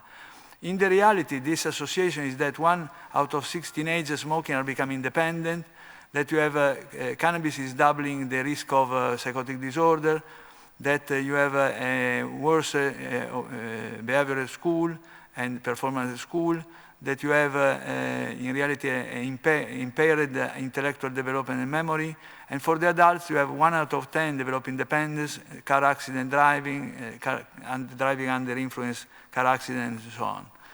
Also, Nora Volkov, the Director General of National Institute of Drug Abuse, reminded the association with acute psychosis, chronic psychosis, depression, anxiety, suicide thoughts, personality disturbances, and lack of motivation. This is one of my studies with Dr. Lorenzo Somaini in human laboratory. We tested the response to unpleasant emotion, and the adolescents smoking marijuana actively, they were less responsive, they have a lower level of arousal in response to negative emotion, but an increased level of activation of the hypothalamus pituitary adrenal axis, such as an internal distress that was making them unable to respond to the stress when it was necessary. And this was different from those who were smokers of marijuana but have stopped. They were abstinence, and also respect to control, never smoking before. In light blue, you can see areas of the brain in regular smokers that have a reduction of the volume of the gray matter, and they are different from those who are smoking only episodically and not continuously. Also, this could be caused by marijuana, but could be also an association being vulnerability for smoking marijuana in your clinical history. These are the 3 models, the shared risk factors, a sort of parallel and common platform of risk with the development of co-occurring disorder, including smoking marijuana, being attracted, having a proneness to smoke marijuana. The second model, that would be a causal model, where you have a vulnerable and non-vulnerable population that are responding to marijuana in terms of problematic behavior or problematic mental health situation. and also a self-medication model where someone with a mental health problem or behavioral problem discovered that he has an improvement of his situation in the beginning and an aggravation after that, smoking marijuana. This is a recent article of Professor Di Forti that showed on Lancet in 2019, very recently, that if you go up with the active principle and you go up with the number, the frequency of use, you have increased odd ratio of psychotic symptoms. Also, there is the question, is marijuana doing something bad alone or only when it is associated with other drugs? In this case, you see in blue, never smoking, they have a good working memory because they are able not to do mistakes, to do errors in the working memory. And in yellow, in orange, you have already the same level of marijuana associated with other drugs. So marijuana per se is associated with impairment of the working memory independently of association of co-occurring other substances taken. The same for perceptual reasoning. You see good reasoning if you don't take marijuana at all. In blue, in orange, you have already an impairment related to the substance per se, not associated with alcohol and other drugs. And the other, in red and green, you have the aggravated situation by co-occurring other drugs. I'm going to finish with some social evidence about the fact that, for example, the lower socioeconomic status has been found to have higher prevalence of ever using marijuana. The incidence in past year initiation of marijuana. The children of the rich in the Netherlands are reducing their proneness to smoke in the Netherlands, and the children of the poor are continuing to smoke in this environment of European country. In a study in Germany, it has been found that the vocational schools, the schools where they tell you go and learn a job only, are considered, this low educational level are considered a risk condition for marijuana initiation, and the academic schools are in a certain sense protective or creating resilience when you have a perspective in life to go to the college to prepare yourself for a better future. And almost finally, I show you a very impressive article saying that this is from Beck in France, a large survey of Professor Beck in France, saying that if you are coming from an affluent family, you experiment more with marijuana, you have more episodical use, but when you are counting on greater sociocultural resources to master and regulate your consumption, and you stop, and the children of the poor, the children from the less affluent family, are starting experimenting more with less episodic use, but they continue more to use and they develop cannabis use disorders. We have found this association with the low socioeconomic status also in a big sample of ESPAD with my colleagues of the National Council of Research in Pisa. And finally, before doing any program for spending money for any program for prevention in general, please keep the children in school. This is my final message related to the marijuana prevention. Keep the children in school means that if they are in school at the 12th grade, that is when they are 18 at the end of the secondary school, if they are in school, you see they have the half or 1/3 less of using all drugs, including non-medical use of prescription drugs, marijuana, any illicit drugs, binge alcohol, and so on. Thank you for your attention. Thank you, Gilberto, for a fascinating talk, but also keep into time. I didn't mention in the introduction that you're a chair's nightmare. This is a double act, isn't it, Anya? It's a double act. We're a family. It's family. So Anya Butz and Dimitri are going to do the presentation, share the next presentation. Thank you so much. And I mean, maybe some of you who have been in panel already, you heard Gabriele Fischer speak yesterday about treatment of substance use disorders in women. And we are currently running a workshop actually also on substance use and substance use disorder management in pregnant women. So we just wanted to kind of come also to plenary and share some thoughts. And Dimitri will speak especially about the WHO guidelines on the topic. And so, but I wanted to kind of reintroduce again again to you, Maggie, who maybe you have met already yesterday when Nick Danziger was speaking to plenary, right? I don't know, some of you have maybe been there. And I think when we speak about management of substance use during pregnancy or something like this, this is not an abstract topic, right? Even though it kind of sounds so clinical when we say it. So Maggie, who Nick introduced to us yesterday, what you see here is actually her house. This is where she lives. She's going to give birth, kind of, she said 2 weeks later after this photo was taken. She lives in West Africa. She could live anywhere else, or well, maybe at least in many other places of the world. She has basically no to very little access to any kind of service. Maggie told Nick when he met her that she got abused already when she was 8 or 9 years old by her father. Then she ran away from home. She ended up on the streets. She is using kind of a mixture, a local mixture of cocaine with cannabis. And she said, Nick, that she's very tired, that she very often thinks of ending her life. And she was very sad that she knew what's going to happen when she has given birth is likely that she will have to give away the baby to somebody else. So I think all of this we should keep in mind, and it's not only what we do, what we can offer when a woman like Maggie finally arrives maybe and gets in contact with services, but everything that happens before, why she never had a chance to get in contact with services, and why, I mean, in reality also why this is her home and she cannot find any better support, and in reality she does not even know where to give birth to her baby.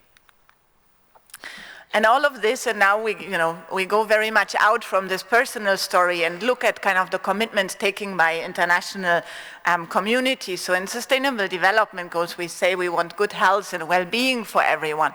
We want gender equality. We want to reduce inequalities. But already the story of Maggie tells us that we have a long way to go. Again, I mean, also the General Assembly special session on drugs talked very much about this wish or this desire, the commitment taken to have non-discriminatory access to health services, including for women and even also detained women, so across the board. But it's still a long way to go, and let's see. I just wanted to highlight again, and you have heard already yesterday from Gabriele quite a bit, this is kind of from a special kind of edition of the World Drug Report last year, kind of to remind us that women's drug use differs quite a bit from that of men. So there's women in general who use less drugs, but when they do, so to say, they progress much faster to actually the development of dependence.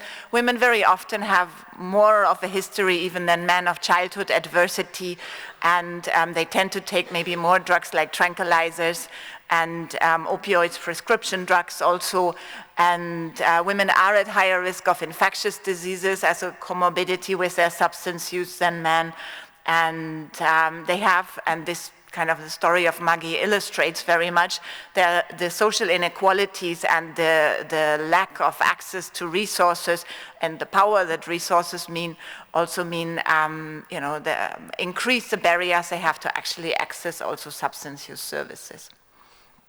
This I've said already, this just illustrates kind of how women have a higher prevalence, especially women who use drugs, often have higher prevalences of HIV due to increased vulnerability. Also, women are picking up kind of in terms of heroin use and overdose deaths. I mean, these are data from 2017, but I think things have not changed so much. So women are using less substances, are also affected less by overdose, but they are picking up, so to say, over time, so that's a risk. This number, we reminded us, it's in general access to treatment services at global level across men and women. But for women, the situation again is worse. So we know that while 1 in 3 substance users is a woman, actually in treatment, only 1 in 5 people is a woman.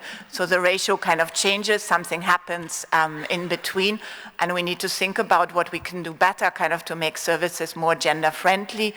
International standards for treatment of drug use disorders, UNODC, WHO, have spoken to this, and among many things that need to be considered, for example, to make really sure that services are safe, that there are maybe separate services available available for women, that there are more trauma-informed services. We also need to think of very practical things like, what's happening if the woman has children, where are the children, is childcare offered, how about the transport to the services, and things like that. And obviously, and I think many previous speakers on plenary spoke to this, the need for integrated substance use and mental health services. So there are a couple of guidance documents and suggestions, good practice documents coming out of the United Nations, WHO, and again, speaking on how to address these barriers, like what I've mentioned already, stigma is a huge issue in addition when we are talking about the barriers, but also the worry that the child might be taken away from you if you identify as a substance-using woman. Trauma-informed care we talked about, and maybe just also to remind us that in terms of contact with the criminal justice system, so a higher proportion of women than men are in prison for drug-related offenses. And we spoke yesterday for the need to consider always options such as treatment as an alternative to conviction or punishment. And there are the Bangkok rules, especially talking about this for women. So with all of this, let's say, introduction and reminding us of special situation of women with substance use disorders, let me hand over to my colleague, in this case, Dimitri, to speak especially about the WHO guidelines on management for pregnant women. Thank you, Anya. Also, thank you for not calling me a son. And I will not call you thank you, Mom. But indeed, it's almost like a family relationship. I spend more time with UNODC colleagues, with all my relatives during the last 2 weeks. And this is the 5th presentation for 2 weeks about our collaboration. We do in together workshop and all these packages. Anyway, Anya showed why is it important to address substance use during pregnancy from the epidemiologic point of view and from burden point of view, but also I think there is another point of view of opportunities that pregnancy gives us, because this is the time when pregnant women come to the contact with healthcare services, and with relatively small intervention, it's could be possible to change their behavior and also improve life of the newborn coming. And WHO has a recommendation on antenatal care for the positive pregnancy experience, actually saying that this is a platform. The prenatal and antenatal care is a platform for important healthcare functions, including also pregnancy and substance use.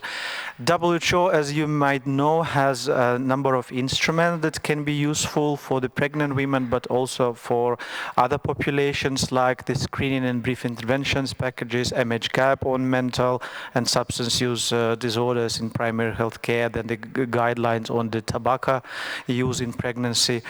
But I wanted to show you the most relevant guideline for this topic of pregnant women is the guideline for identification and management of substance use and substance use disorders in pregnancy, developed in 2016, and it has 18 recommendations for focusing on 6 areas, with the aim at providing evidence-based technical advice to healthcare professional providers on substance use and substance use disorders.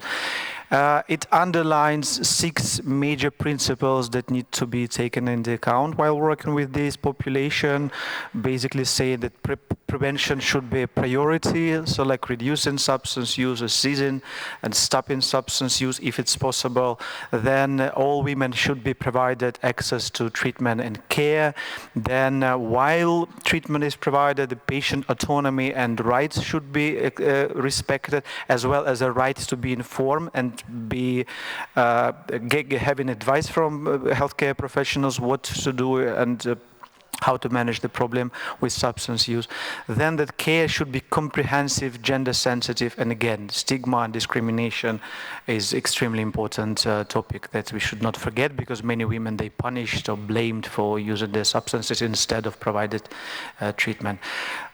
So as I said, 18 recommendations. I will not go to details, just to show you that recommendations related to screening and brief intervention, on psychosocial interventions for substance use disorders in pregnancy. Then for different substances, there are recommendations how to do detoxification, Then the recommendation related to pharmacological treatment, like for example, continuing maintenance, opioid agonist maintenance treatment for those women with opioid use disorders. And then also recommendations related to breastfeeding and management of a newborn, to infants exposed to alcohol and other substances. But why, you could ask, what are you doing at this session on innovations? Because this guideline is 2016 and these recommendations are relatively old, but what we are doing is we are trying not just to recommend, but now we are developing a tool that would help us to disseminate and bring this recommendation to practice. And together with UNODC, we developed the clinicians tool based on this guideline that consists of 2 elements.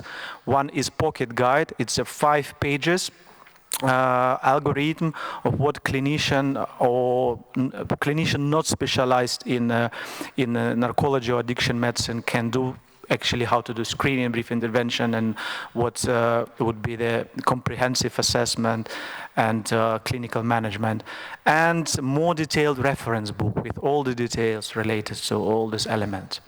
So as I said, the pocket guide has the 2 steps: assessment, clinical management, and then additional information. And now we are actually, at the same time as this plenary is taking place, we have a workshop where we're piloting the training materials and for the first time showing this pocket guide to participants. And hopefully we collect feedback, finalize it, and make it publicly available. Thank you for your attention, and thank you for my extended family.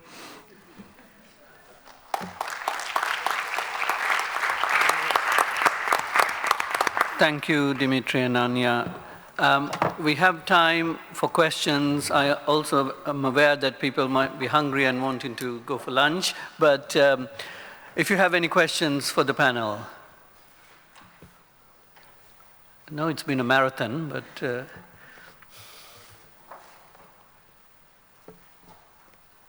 no? No questions? 1? Twice? Comments? You're all hungry and tired. Anyway, oh, there's one. There's a hero. Yeah. Others would kill you. I'm from Pakistan. I have no question, but I highly appreciate Dr. Jose Zapanik. The way he tried to explain family therapy is really commendable. I learned a lot by his illustration, and I will definitely use techniques back to home. Thank you. Thank you very much. I'm sure many appreciated that. Anya. Well, and maybe let me also just add that the materials that we have developed together with Dr. Zapanik and a group of experts on family therapy, we have piloted by now in 3 regions in Asia. We're currently developing a feasibility study and a therapist manual also. The training materials as such are available on UNODC website in English, but we have translated also already into French, into Spanish, into Russian, and into Bahasa, so into Indonesian as well. So if you're interested in that, you can also come and talk to us, and there might or might not be a possibility, but obviously the idea is to make those available to communities and families worldwide. Any more comments, questions? Okay. Oh, right, yes. Hi. I wish to ask Phaedon Kaloterakis, sorry for the mispronunciation, about the retention rates in your therapeutic community. I come from Malta and I work in a therapeutic community, and we are currently being faced with quite a low retention of residents in our TCs. We're talking about people staying there for 6 to 8 weeks mostly, the absolute majority. And we are thinking that this is happening due to a change in the physiognomy of the client. We are being faced with more clients who have a stimulants difficulty, mostly cocaine or synthetic substances.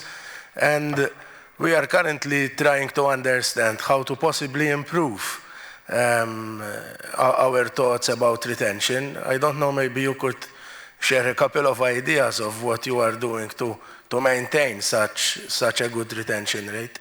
Thank you.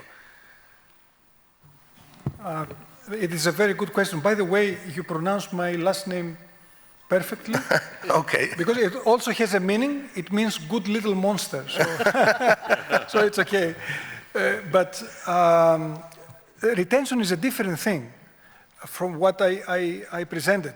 I mostly talk about staying abstinent for a longer period of time, because retention, even with us, is not really high. I mean, within the first 4 months of treatment, almost 50% drop out. Most of them come back. So the numbers I gave you are numbers about people who stayed at least for 360 days, 1 year. Then you're quite successful. So retention, I think it's a problem in any kind of treatment, not only therapeutic, with the therapeutic community model. What do you do? Because many of our programs are not residential. Therapeutic communities today are not just residential, they're also non-residential. I think it is what Thomas also mentioned. It is the holistic approach, and this also means that a therapeutic community as a model is part of a treatment continuum that starts with harm reduction also, and it ends with reintegration into society. So that's the approach, and that might bring, it is our experience, that might bring the dropout rate, make it lower, bring it down. Yeah. May I add something? If I may add, because I mentioned this about the retention, and we have very little retention, we have very high retention in our program. I think there are two ideas you have to think about. The more you involve the patient in the therapy planning, also in the time frame, the more he will stay in this time frame. And the second thing is that you really think about what makes the treatment attractive, you know, what is the essence, because you would not like to stay in a place where it's unpleasant. So I don't think it should be a, you know, a wellness center, but still to bring in the nature aspects, to go out into the nature, to have a lot of sports on regular basis. This keeps people, and we made a research also and asked people what do you like in therapy, what keeps you in the program? And they mentioned a lot the nature experience, the physical activities, you know, that they are taken serious in the planning process.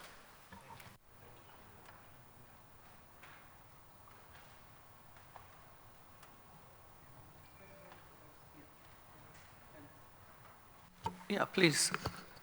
Yes, please. Hi. Hi, my question is to the panel. It's very much a comment, and I wanted the reaction of the panel.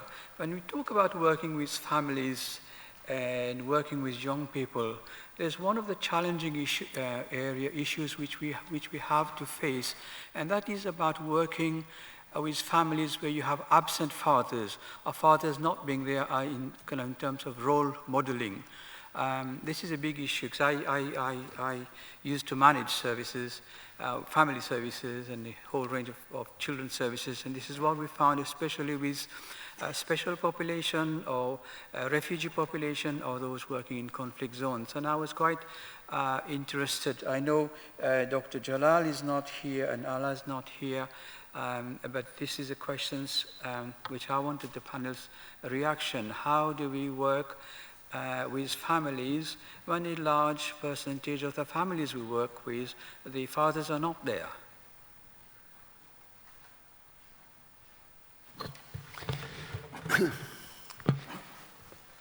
Thank you for that question. Actually, families, I think of families as organizations, and families are the only organization in the world that have two heads. All other organizations have a single head. So in that sense, families with one head can function very, very well if that one person in charge is properly supported.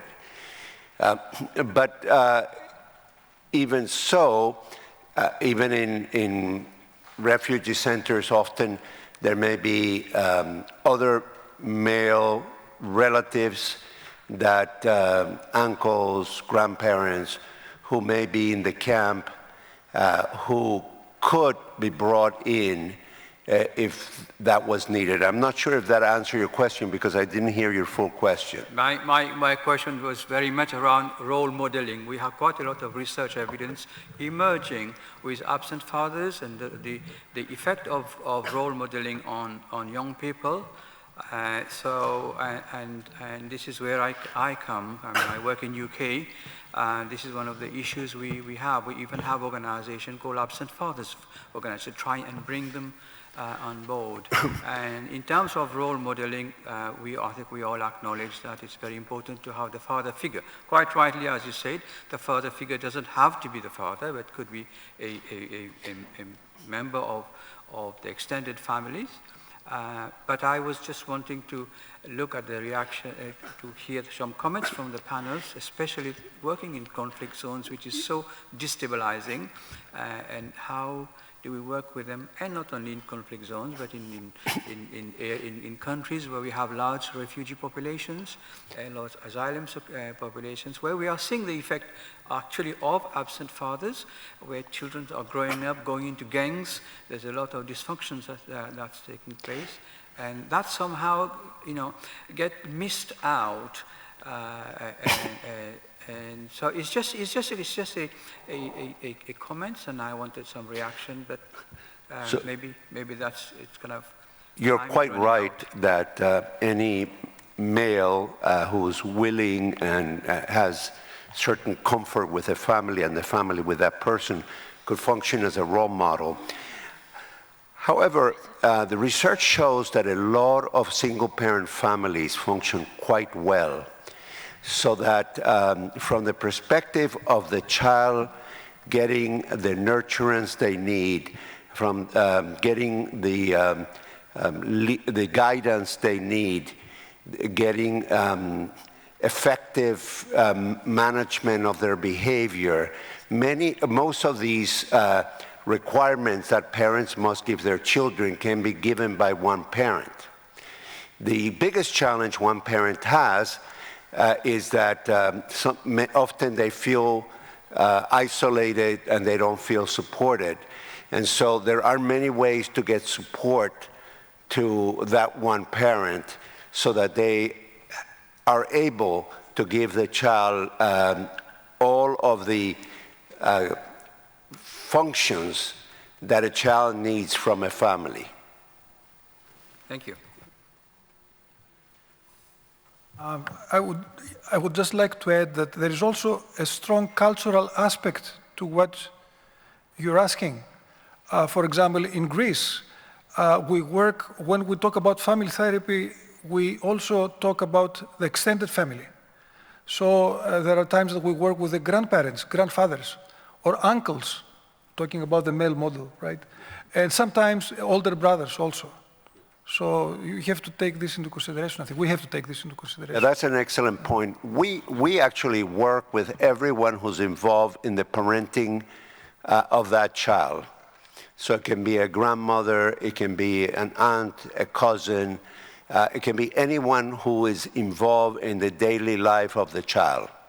So the concept of working with the extended family, and sometimes these are not biological individuals, these are family members of choice, but if they're involved with the child on a regular basis in parenting the child, then they have to be part of family therapy. Thanks, Raj, for the question, and I hope you can continue the conversation outside the symposium.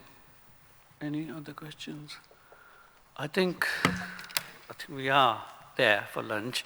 So let me thank the panel for an excellent session, and I think we all learned a lot from this session. Thank you very much. I think you'll join me.